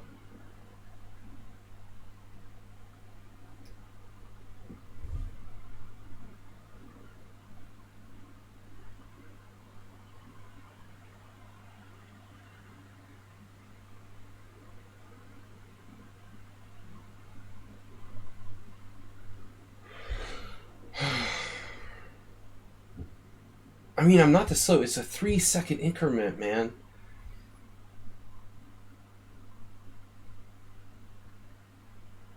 I'm really, really slower than I should be.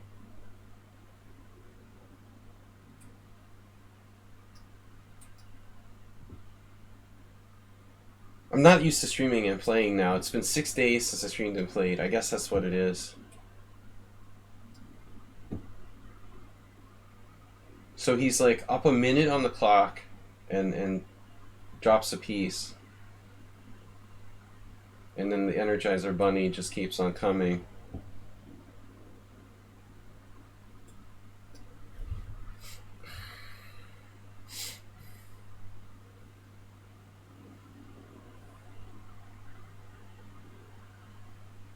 Like he's trying to win on time. That seems to be the object of almost every player that I play.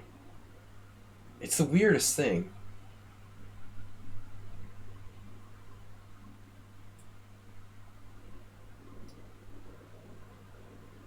Which even almost makes sense if it's not an increment.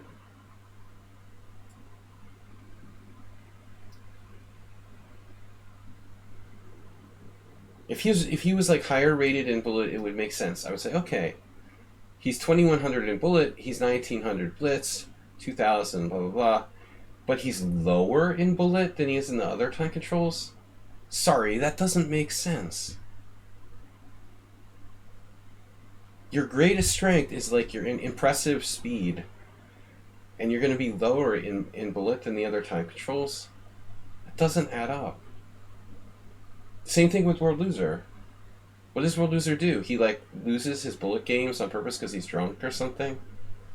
Or like, the thing with the bullet might be, the only thing might be playing in arenas and berserking. You know, people berserk. They berserk in the berserking stuff might be, you know, part of it.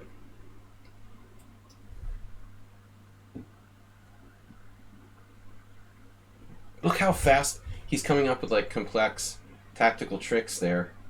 Even that last move is like, holy crap. That's a nice idea. I mean, King H6 there? Seriously? And I'm almost running out of time?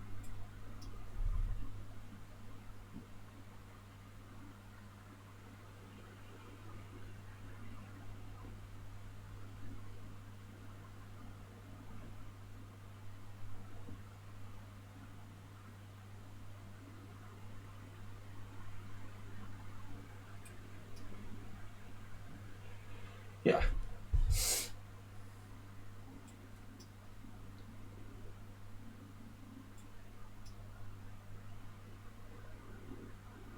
Just consistently amazing speed. Not someone you would expect to be 1700 in bullet. That just doesn't make sense. I would say he's impressively fast, right? Impressively fast, and he only lost because he's down a rook. You know, I mean, at that point he finally, it wasn't like he lost on time. I mean, he lost pieces, and so he had to give up and just let his clock run out. But I mean, man, I was like fighting this like all the way against the time. We finally get to see another game. Aldisto against Bolt Blixton. Something interesting. 2 pieces. Wow. Ooh, this looks close. And White's about to get mated. Bolt Blixton on defense. Oof.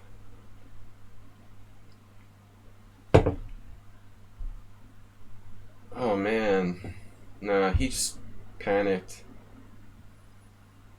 But it was hard. I mean, it was probably lost. It was probably lost. Aldisto had too much king position. That's my game against Merles. Look at that game. The white bear. The polar ice shelf. But, you know, here's the thing, right? Would you believe, like, I was almost losing on time the whole time? Do you know how close I was to falling off the polar ice shelf? Like, seriously. That's crazy, right? Look at the polar ice shelf. It wasn't even close, dude. He was down negative 4.5 at move 15. And he was negative 4.5, and then he was negative 9.5. But it was the time. He was like pushing me on the time. pushing me on the time, but your priority is all wrong. It's like World Loser and Aldisto. Aldisto defended. He doesn't. Aldisto, to be fair, he tries to play chess, and he doesn't play for time unless he has no other choice, you know. But he was when, you know, his position was bad. But World Loser plays for time from the beginning. This guy plays for time from the beginning, you know. I mean, that's bad. You gotta play chess, you know. Chess, the position is the first priority. Look at Camel Culture. He used his time, and we've got 11 CPL against 9. That's real chess.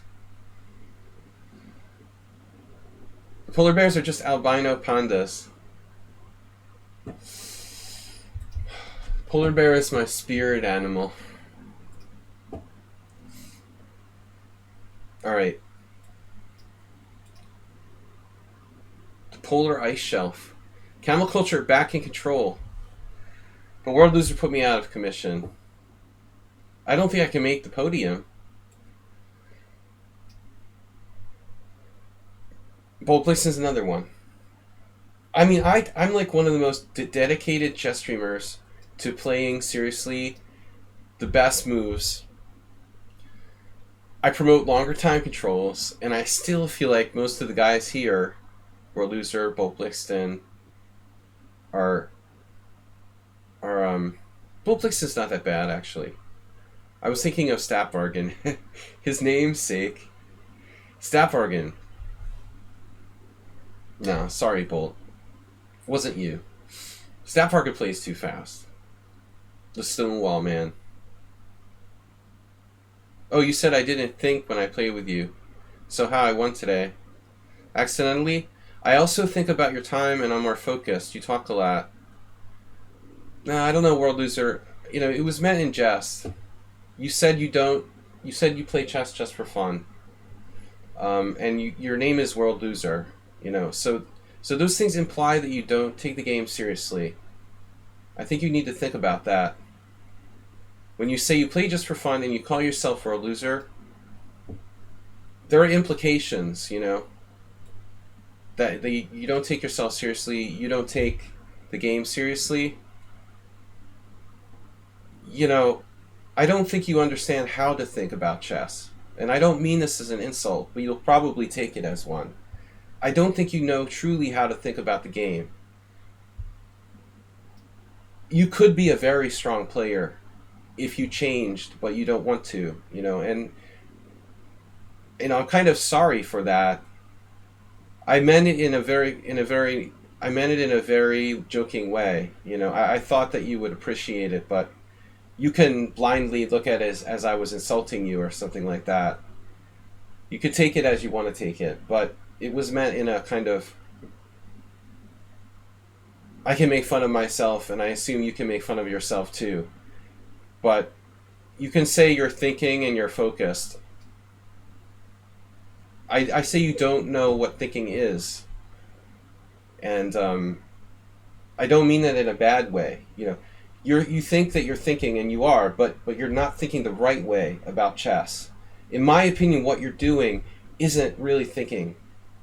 You know, it's a different thing. Not thinking the way you should be thinking. You know, I'm talking on a kind of philosophical level. I understand your attention is, you're paying more attention than me, but you're not really deeply thinking about the game. You're playing chess on a surface level, and I'm trying to get people to go deeper than that. You know, that's what I mean. You know, it's easy to be insulted and take it the wrong way, but there's a surface level of chess, and then there's a deeper level of chess. You know, if you're not using your time, you could be playing better. I'm just saying you could be a really strong player if you would learn to use your time. That's all. I understand. Chess is just a hobby. It was kind of a nice way of trying to, a joking way of trying to encourage you to think more. Yeah, of course. I would like to be more serious about chess too. I'm sorry that I can't, you know. I completely understand. But I didn't mean any kind of like it sounds like an insult. It was a joke, you know. Um,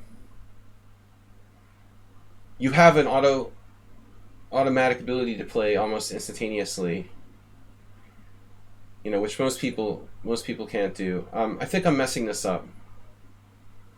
I messed up. What did I do? What did I do? I played. What did I do? Oh, I played in. Yeah, okay. Right. No, this is known, of course. This is bad for me. So,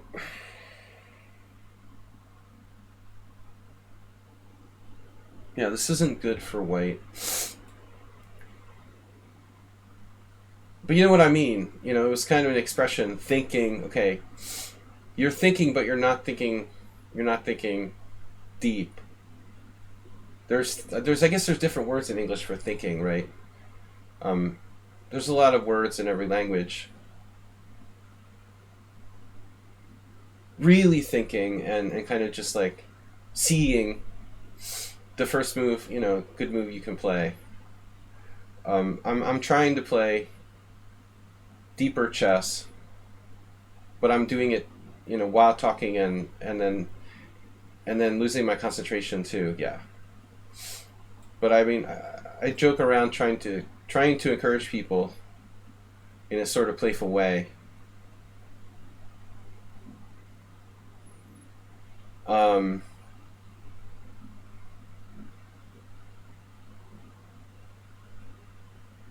I want to encourage everyone that watches to understand my underlying philosophy about chess.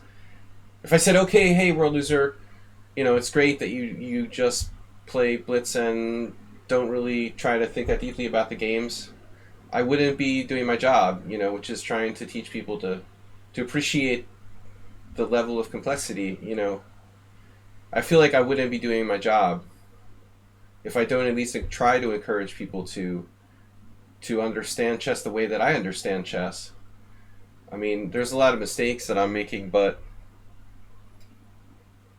here is one of them. I'm in big trouble. Wow. Yeah, I mean, I knowingly like played a line that is bad, like a simul game. I've been playing, unfortunately, 10-minute this week, and it's really showing. No, no, no, it was a blunder. I wasn't paying attention, and he played the St. George. I'm sorry, the O'Kelly, and I. This is a terrible line for white. I was really trying to talk about the situation with that comment and clarify that. I'm kind of on tilt already. So I blundered on move 5 or move 4 with d4. Let's see, knight f3, e4, knight f3. No, blundered on move 3 with d4. I wasn't paying attention. Scotch only. It's a bad variation for white, and knight f5 is even worse. You don't play longer than 3-0 games on the internet because they're chess cheaters. Well, I mean, yeah, there's ways to try to get around that, I guess, by, you know, what you should do is like obviously, you know, have a list of people who you do play, you know what I mean? And against them, you know, you can play longer games, I guess, you know. Um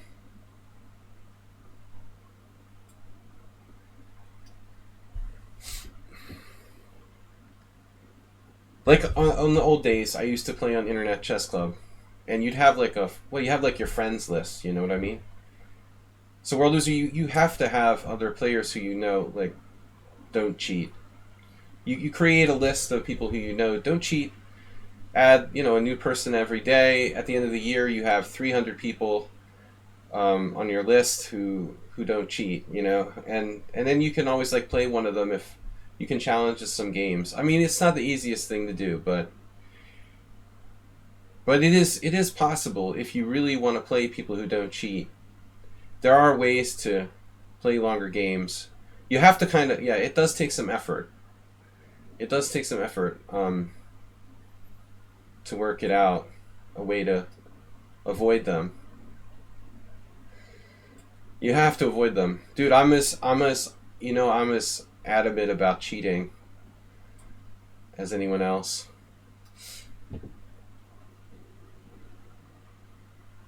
When the IRS comes to like conduct an audit of me one day, I'm gonna explain to the tax guy that I'm like a chess player, and say, hey, look, buddy, I would never cheat on my taxes. I'm a professional chess player.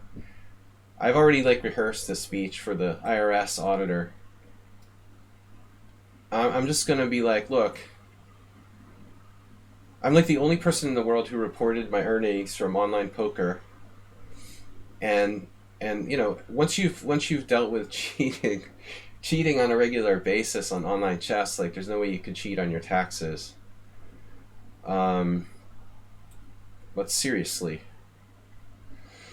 this bothers me a little. You know what?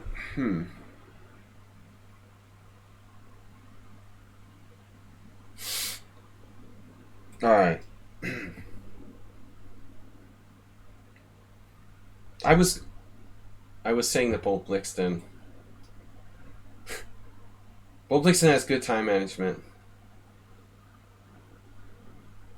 Now he's showing good time management.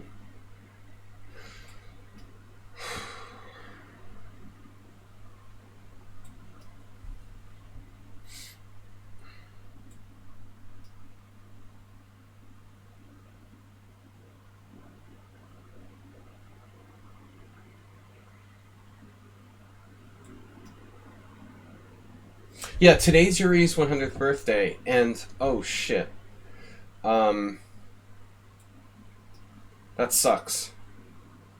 Double sucks.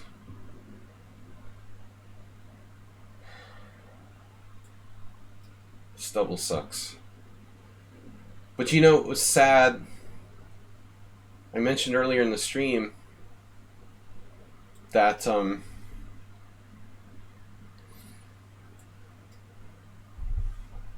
a guy who should be a grandmaster, but like might not be, or might not have been, is the former Soviet Hasin world loser, W.J. Loof, who was 99, passed away like a couple days ago. That's so sad,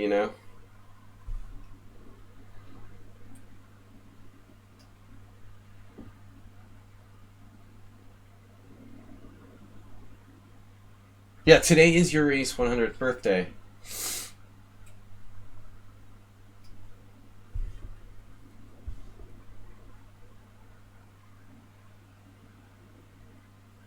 Jeez. Oh my god.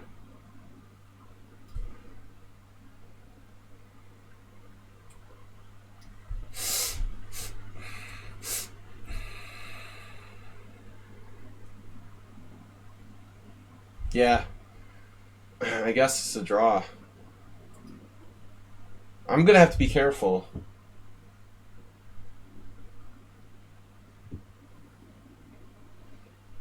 I was lost, then he was lost, and then I screwed it up, and we're better for him. This wasn't a very good game, guys. I am not in good condition. Although I started the first two games in good condition. It looks like it's my stamina that's the problem. Also concentration. Stamina and concentration. So Camel Culture playing for first place with Merles. Merles has created some interesting problems.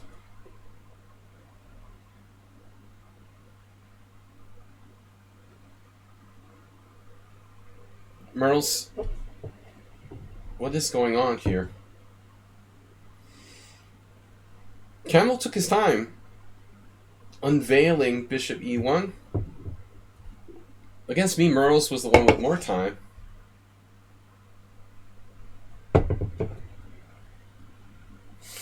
I started off the stream well, then had an accident trying to put Aldisto away,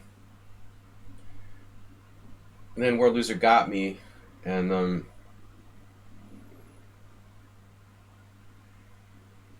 and my concentration has really dwindled. Now I'm out of contention for the prizes. Yeah, congratulations to Yuri Averbach, 100th birthday. Hassan missing by 1 year. I guess Hassan wasn't technically a grandmaster, although the guy should have been. He was like one of the greatest correspondent players. He was a grandmaster. He was a correspondence grandmaster. But he was one of the, classic Soviet era players. Trainer. I mean, strong master, everything.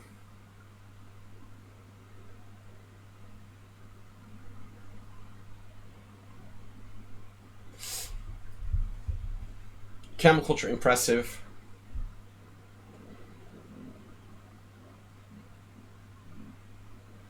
Getting him out of his weird preparations. Yeah, that helps with Aldous though. Alright, I am really having a bad day.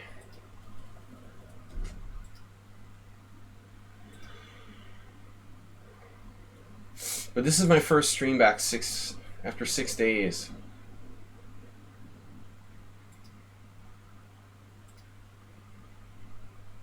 Where's the tournament, dudes?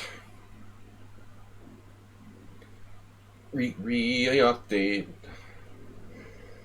Camel Culture 6, Uber Driver 5. My tie breaks are so bad that even if I did get to third place with 2 wins, I probably would lose out on tie break. That draw with Bull Blixton was just not paying attention on move 3. I'm lucky that I saved a draw. It was a horrible, classical, horrible opening mistake by me. I do that in simuls a lot. I play not paying attention to the first couple of moves. Before I realize it, I'm playing like a notably bad variation.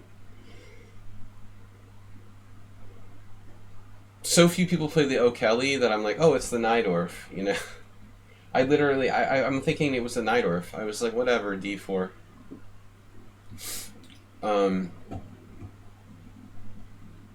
I miss streaming and you guys.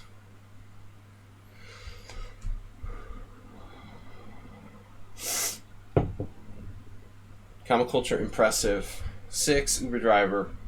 Uber Driver lost against World Loser. As we know, can be dangerous.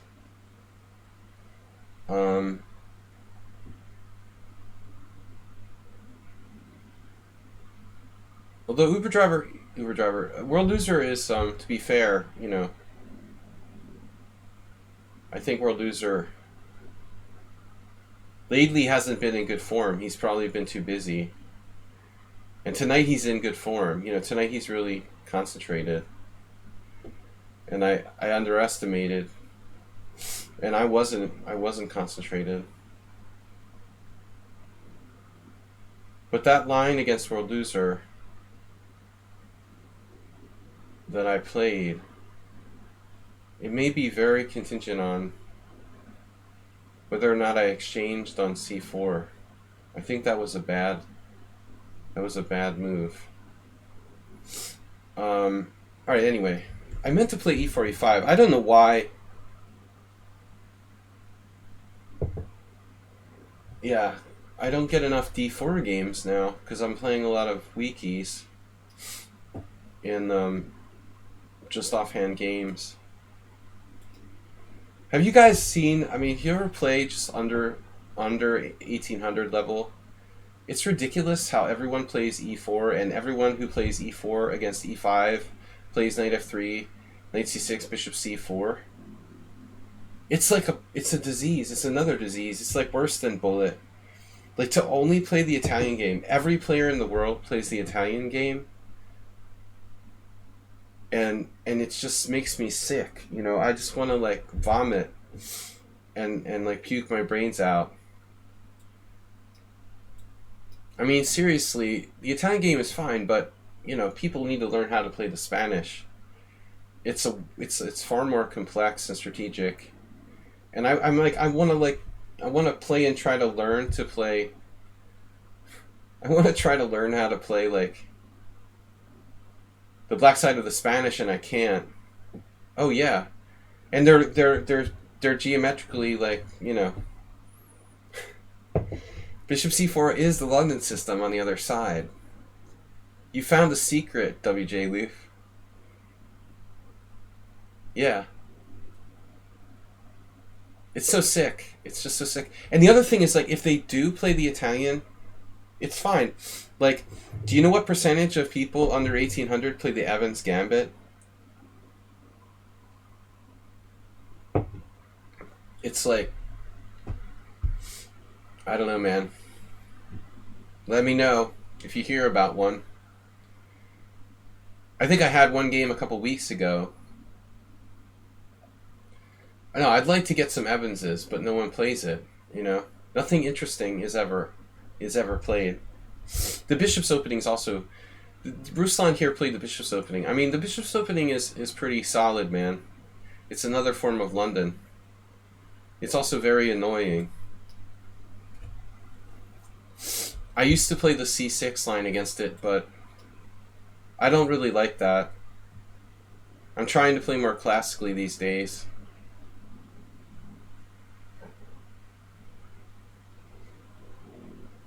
Yeah, it just kills chess, basically.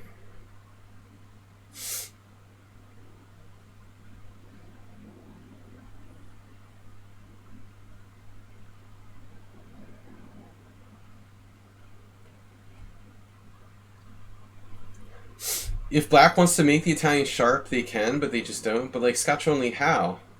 What am I going to do? Like, play f5? But camel culture, hg5, h6g5 is fine. You know, but white has to play bishop g5 in order to do that. And I don't think the bishop g5 based systems are really the best for white in the Joko. Yeah, it's fun. Yeah, well, Paul Morphy basically created that plan. Camel culture.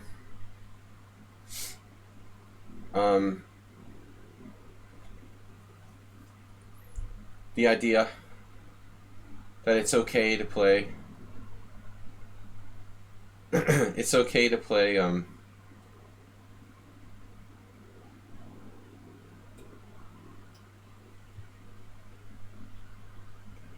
g5, even castle kingside.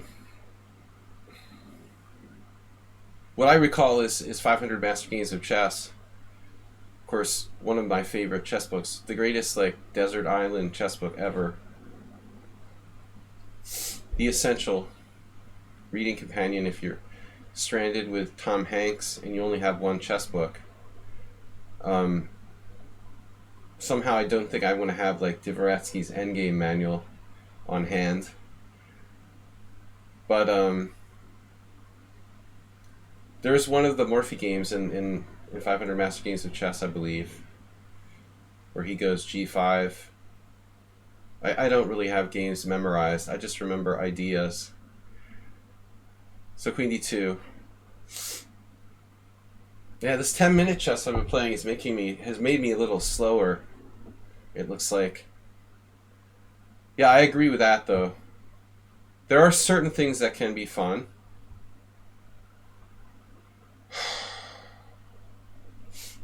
I'm trying to play correctly. Ruslan Bear.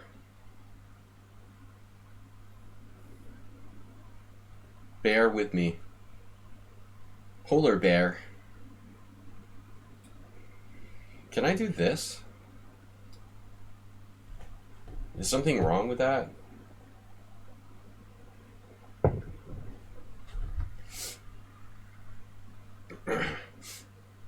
As nice a guy as Tom Hanks is, this never ever travel with him, especially when he's driving, flying, etc.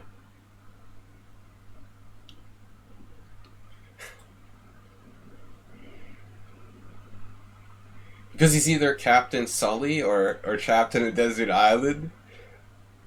Or what's your point?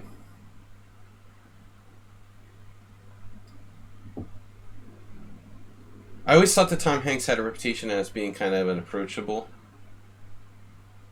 I think he has a reputation as being fairly like normal and approachable for a celebrity.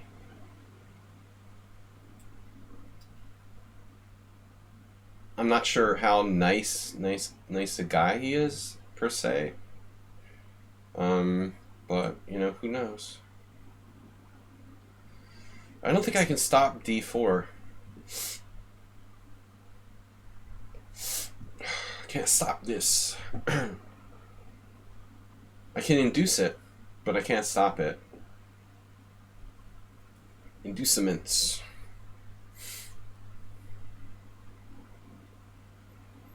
But you know what I think the key is when you have the bishop pair? Imbalanced pawn structures. I can't believe Ruslan Bear just played that. He just gave it up, baby. Give it up. He gave it up.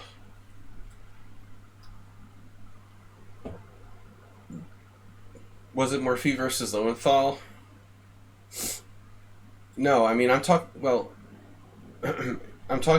No. I'm talking about black side of an Italian. Morphe on the black side of an Italian, or some kind of bishop c4 based double king pawn. I think an Italian, you know.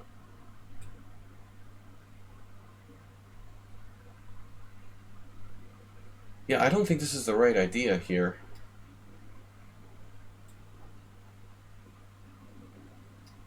Almost play bishop e6 like a moron.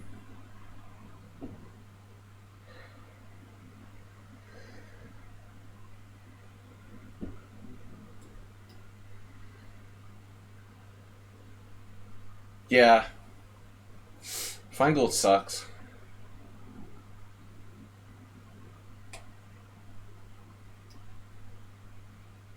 He's even older than me. Alright.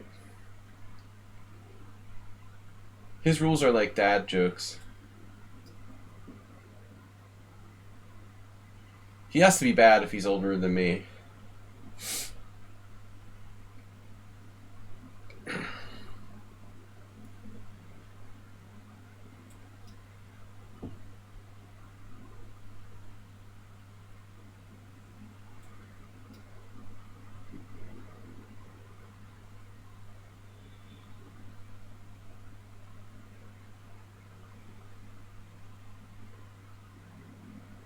You know what's really sad? I'm playing like a dolphin. Guys, see the dolphin? Or is it a shark? It's a shark! Look, it's a shark. Is it a shark or a dolphin? I swear I'm not on drugs.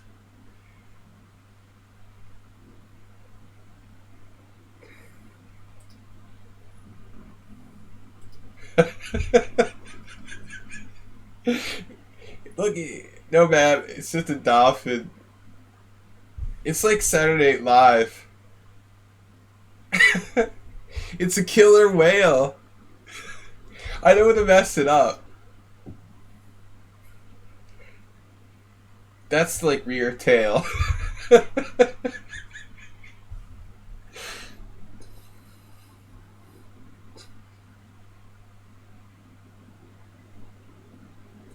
The other day I had a fish.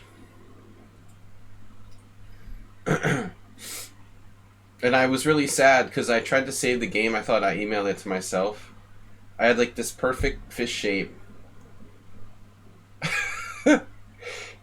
and I accidentally like didn't send it or deleted it or something. I'm so disappointed. Man, Ruslan is just evil. Look at him going, dude. This is what he does to me in Simul's. It makes me crazy. How is he 1600, dude? That's just absurd.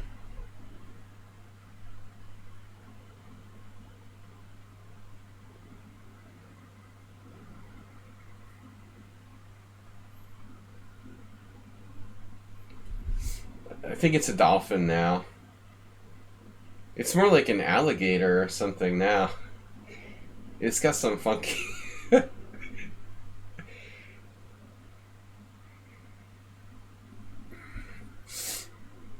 I'm not putting pressure on him yet. No.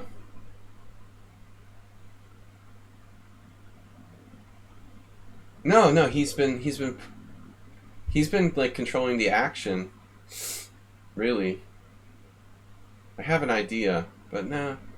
I made some bad decisions. You know, maybe I might as well have like traded my bishop for his knight at some point. I could have traded the dark square bishop. I'm just going to keep gaining time by moving my pieces back and forth.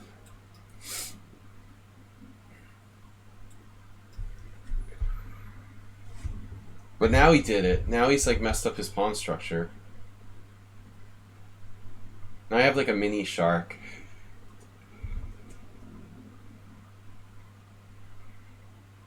Shark fin soup. That was a perfect shark though. But actually was shaped more like a killer whale.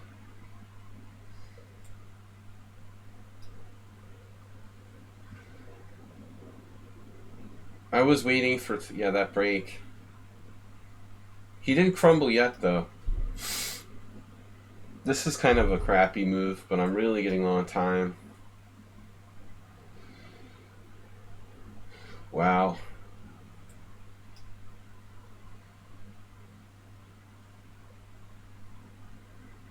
Speaking of pawn breaks, he missed g5 like a move earlier.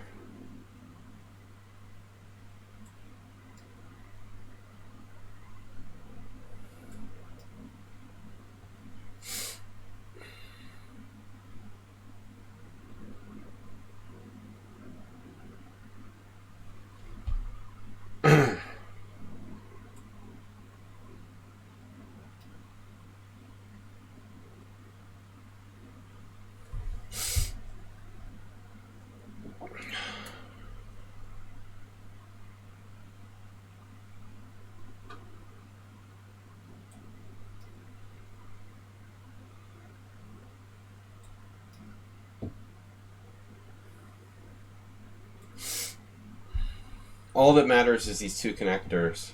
I'm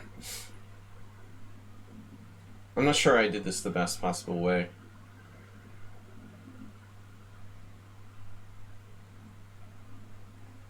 Right. I'll let you know when it's a draw. Roman's favorite comment.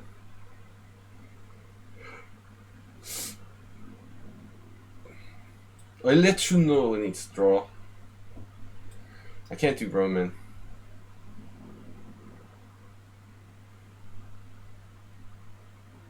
I felt bad when he said it to this guy.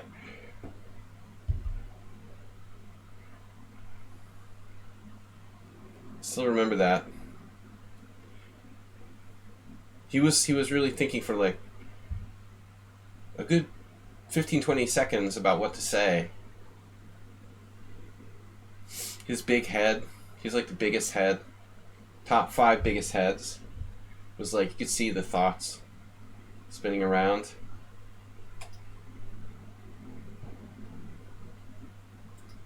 But I always tell people my favorite anti-draw reaction was Dmitry Gurevich. One time when Boris Kryman was a little kid, or a little May teenager, he was already really annoying and really creepy. And he like offered Dmitry a draw. And I guess Dmitry was like in his prime, 2600 USCF, and like at his peak. And Kryman was just like this really obnoxious teenage prodigy. And he offered Dmitry a draw. And Dmitry like is a really polite person. You know, he's not like kind of gruff like Gingy. So Dmitry had to think of like a way to act, you know, to troll Boris Kryman without, you know, being like primitive. And what he did was he just like, he didn't respond verbally with a bunch of people looking at the game and hearing Boris Kryman offered a draw. Like, Dmitry he just acted like he heard a sound somewhere He was like looking around, like putting his hand up to his ear, and then he turned around behind him to see like where he heard someone offering a draw, because it couldn't have been from his opponent. You know, it was really funny. I mean, he put on a show. Like, it was pretty cool. I like that. I've always found, you know, Dimitri to be a great player and a good sportsman. Uber driver reminded me of a stalemate. He just went away. Wait, I'm sorry. What? Wait. King b6, king d4, king there. Yeah, he had the stalemate. He had the stalemate. He's like, that's not going to happen. You're not going to get me with that stalemate.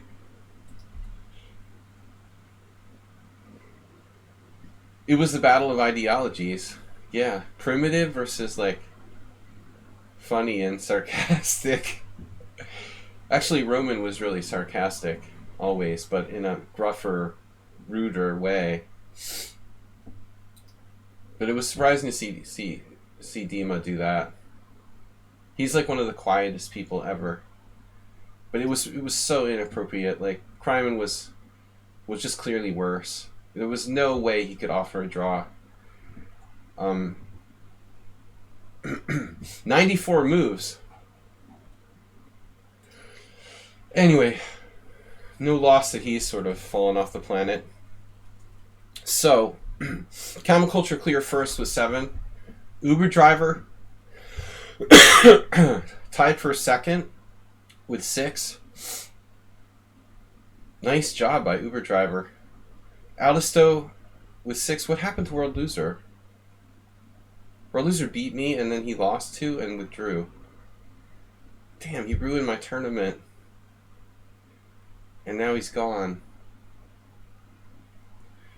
Actually, he was just part of it. Bo Blixen put the nail in the coffin. With that draw in round 7.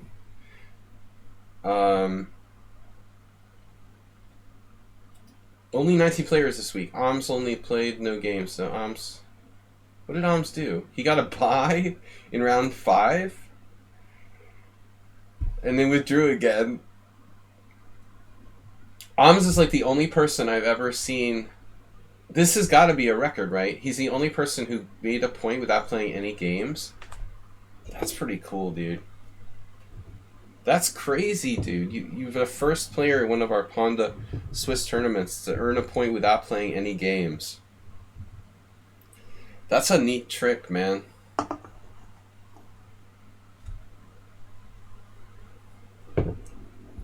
Asterbate, the classic last round battle. Asterbate won't be hurt if I make a joke at his expense, but yeah.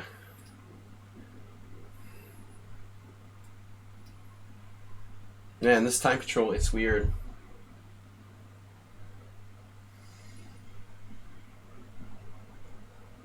What would you guys say if you heard me say that I think I'd rather have 10-0 than 5+3?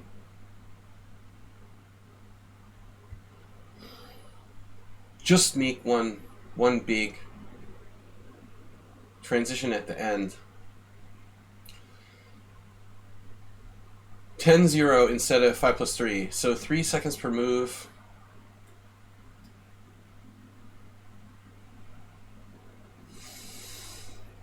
$40 moves average. Yeah, 10-0 is much longer.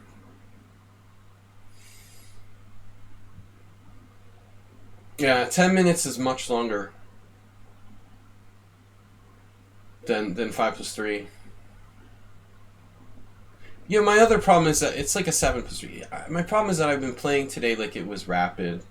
I think that's really the thing that I kind of didn't get, you know, since I haven't streamed since last week, is that this is not rapid. This is blitz. It's a big difference between 5+3 and 7+3. And since the first round, I've really been cutting it close on the clock and getting down to increments every single game. And it's like, it occurs to me only now in round 9 that that's really kind of what I did. I've literally been under the sort of fantasy that I'm playing with 2 or 3 minutes that I don't have. I normally play mostly 5+3 though. So I don't know. I don't know. I don't do the 7+3 just in the rapid tournaments every other week. Last week was 7+3. It was successful. I had a good score.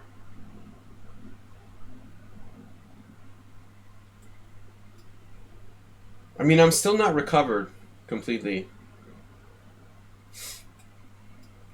It's no question. Please don't mess up the opening, Astrobate. Knight d5.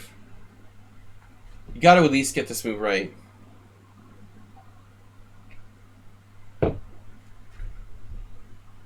Come on. Center. In the center. Knight d5. Don't do anything stupid now.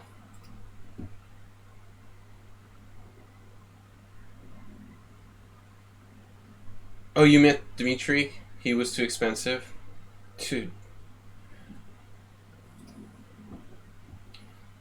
Man, when I moved to Hungary, I couldn't even afford to continue lessons with the one GM who I was studying with here very briefly. American grandmasters have to charge a really high rate, of course. Cost of living in the US is ridiculous. It's sad, you know? It's sad. I mean, he's a great guy and he knows a lot. He would be a great coach, but yeah. They have to charge a lot of money. I mean, he's a good guy. But he's also a really knowledgeable player. I mean, some people have forgotten about him. We only played twice, and I lost the first time. That was funny. But he was a classy guy. Even when I lost the sort of embarrassing game, he wanted to analyze, and the second time was a draw. I was black against him both games.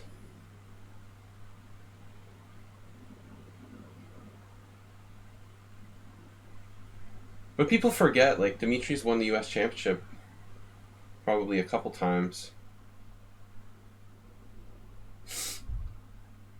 Now he's, senior, but I'm almost a senior as well.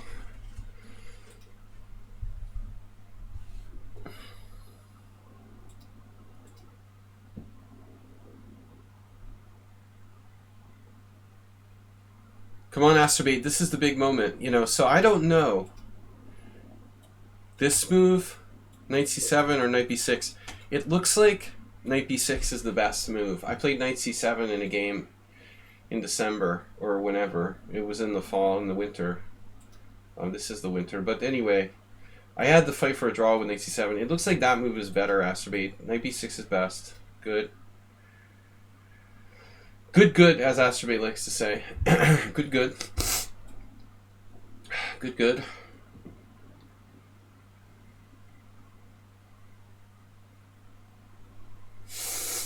I never play this with white. Technically, I think he's making an error. So theoretically, you're supposed to play bishop g7 first, I believe.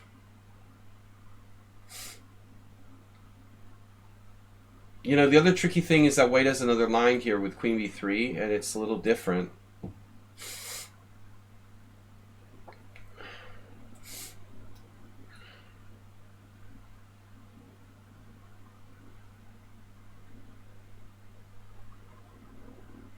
I think this is probably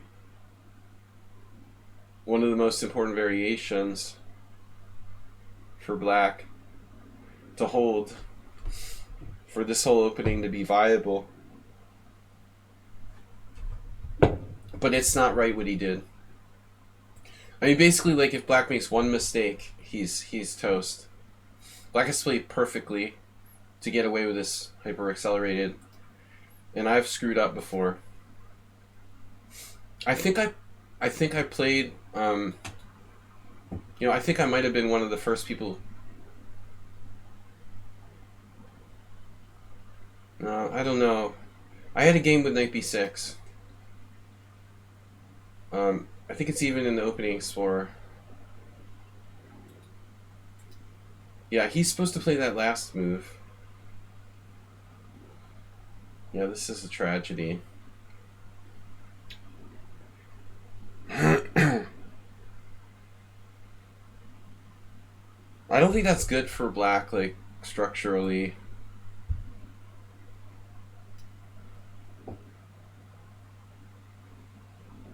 Right. Yeah, I'd like to do more with YouTube.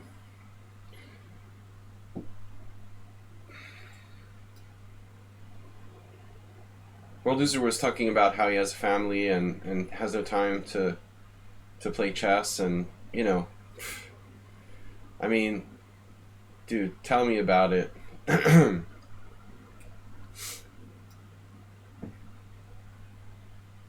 I like I work on chess all day, and I don't have time to like create content for my YouTube channel.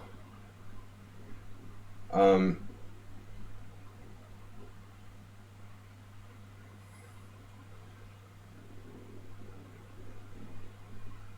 but even those videos are out of date now.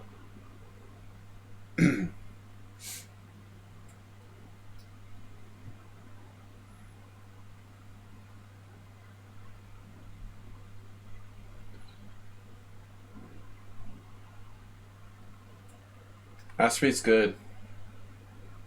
He's improved.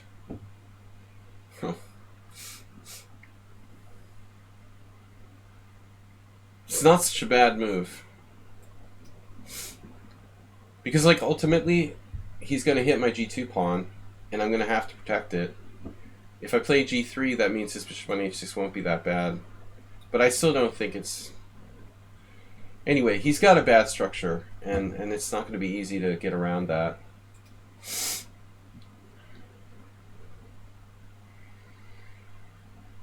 Can't wait until they start making chess videos in the metaverse.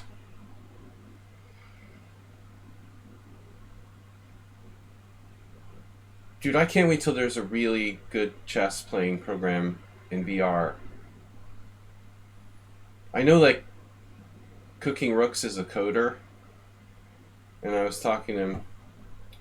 Everybody, whenever I know they're like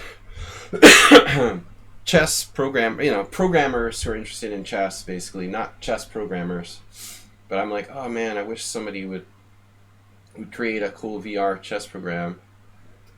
But I think the problem is, it requires a lot of money to get somebody to seriously work on a project like that, and I think the feeling is that, is it going to sell enough? If I create a chess VR program, they did create one that sucks, and that like died because of course someone would buy one that sucks. But I think if you actually created one now that was really well made, it would be incredibly successful. Although, with the creepy like news about like, people attacking kids in VR meta or whatever now, it's that element of it isn't the point, The like you can actually like get up, walk around, and touch people is not the point. I'm talking about like VR chess, where you can feel like you're really sitting there playing someone. It's not about like walking around and interacting with people. Like motion. Asterbait. Dude.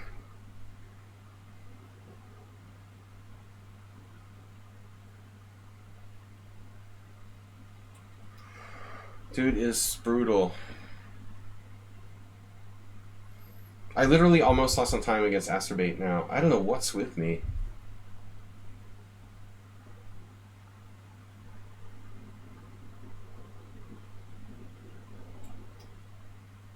What he's doing is very nasty. Jeez.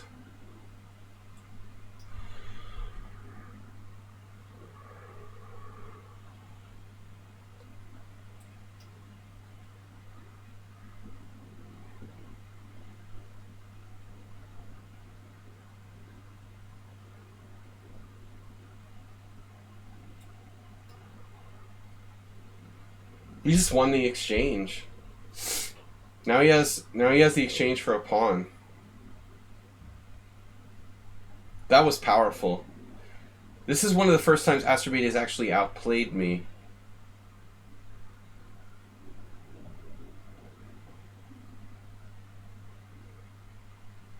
What? What? You outplayed me. You're better. And then you lost on time? Are you kidding me? I guess he just runs out of time when he runs out of time. I don't think he looks at the clock. The last game of the tournament, when he runs out of time, he just runs out of time. It's pretty funny.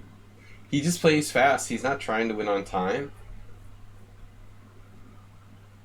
When he runs out of time, he runs out of time.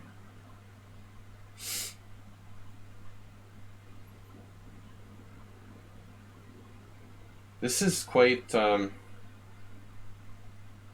problematic situation.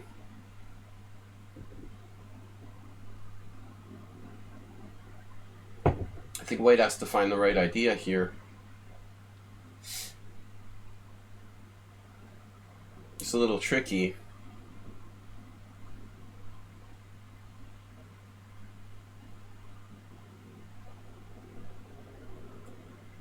And I'm not sure, like, if White's even winning.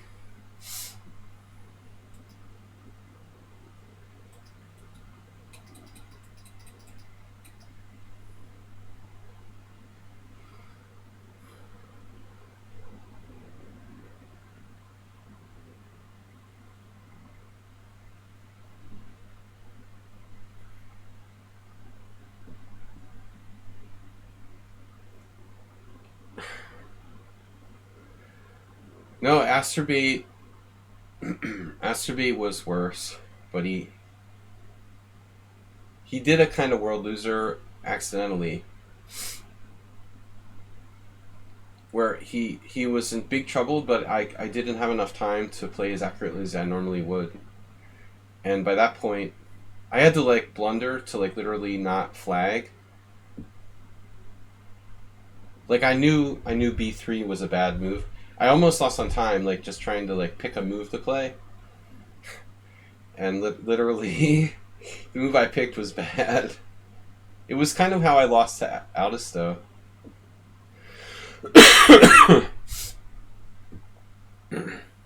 Now it's over. All right. Camel Culture with an impressive performance once again. 8 out of 9. Draws against a lucky draw against the great Uber driver, and a nice geometric. Look how he has like steps. Did you see that the first game against Camel Culture against me? I didn't notice this, but his pieces are like doing the step plane thing where, you know, they're on levels, like 3 pawns, 2 bishops, 2 knights. Yeah, you're warmed up. I'm still suffering from the flu.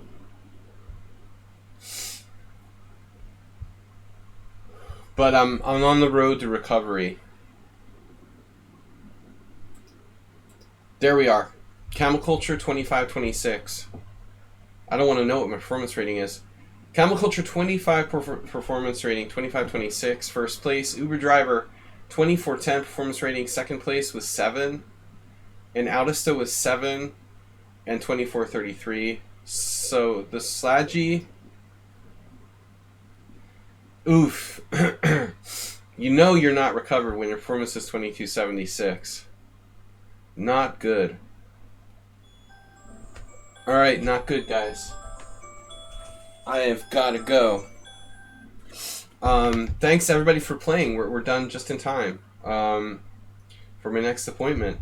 Anyway, Camel Culture first, Uber Driver second, Aldisto third, me, Bo Blixen, Alvalis, Casper, and Mahor, World Loser, and Merles, 10th place. Asper, you got a winning position against me, so good job. I think you had a winning position, or at least virtually winning. That's the first time in a long time when you actually played well against me. So, you know, I feel like normally you're kind of like giving in too much. Goju, everybody, thank you. I'm gonna be back hopefully tomorrow morning if I'm not feeling ill, and we'll do some weird openings, and then I'm gonna play Sasha Gelman on Thursday night. It doesn't look good if this is my warm-up performance for that. We'll see. So thanks, guys. I'll see you all tomorrow morning. Bye-bye.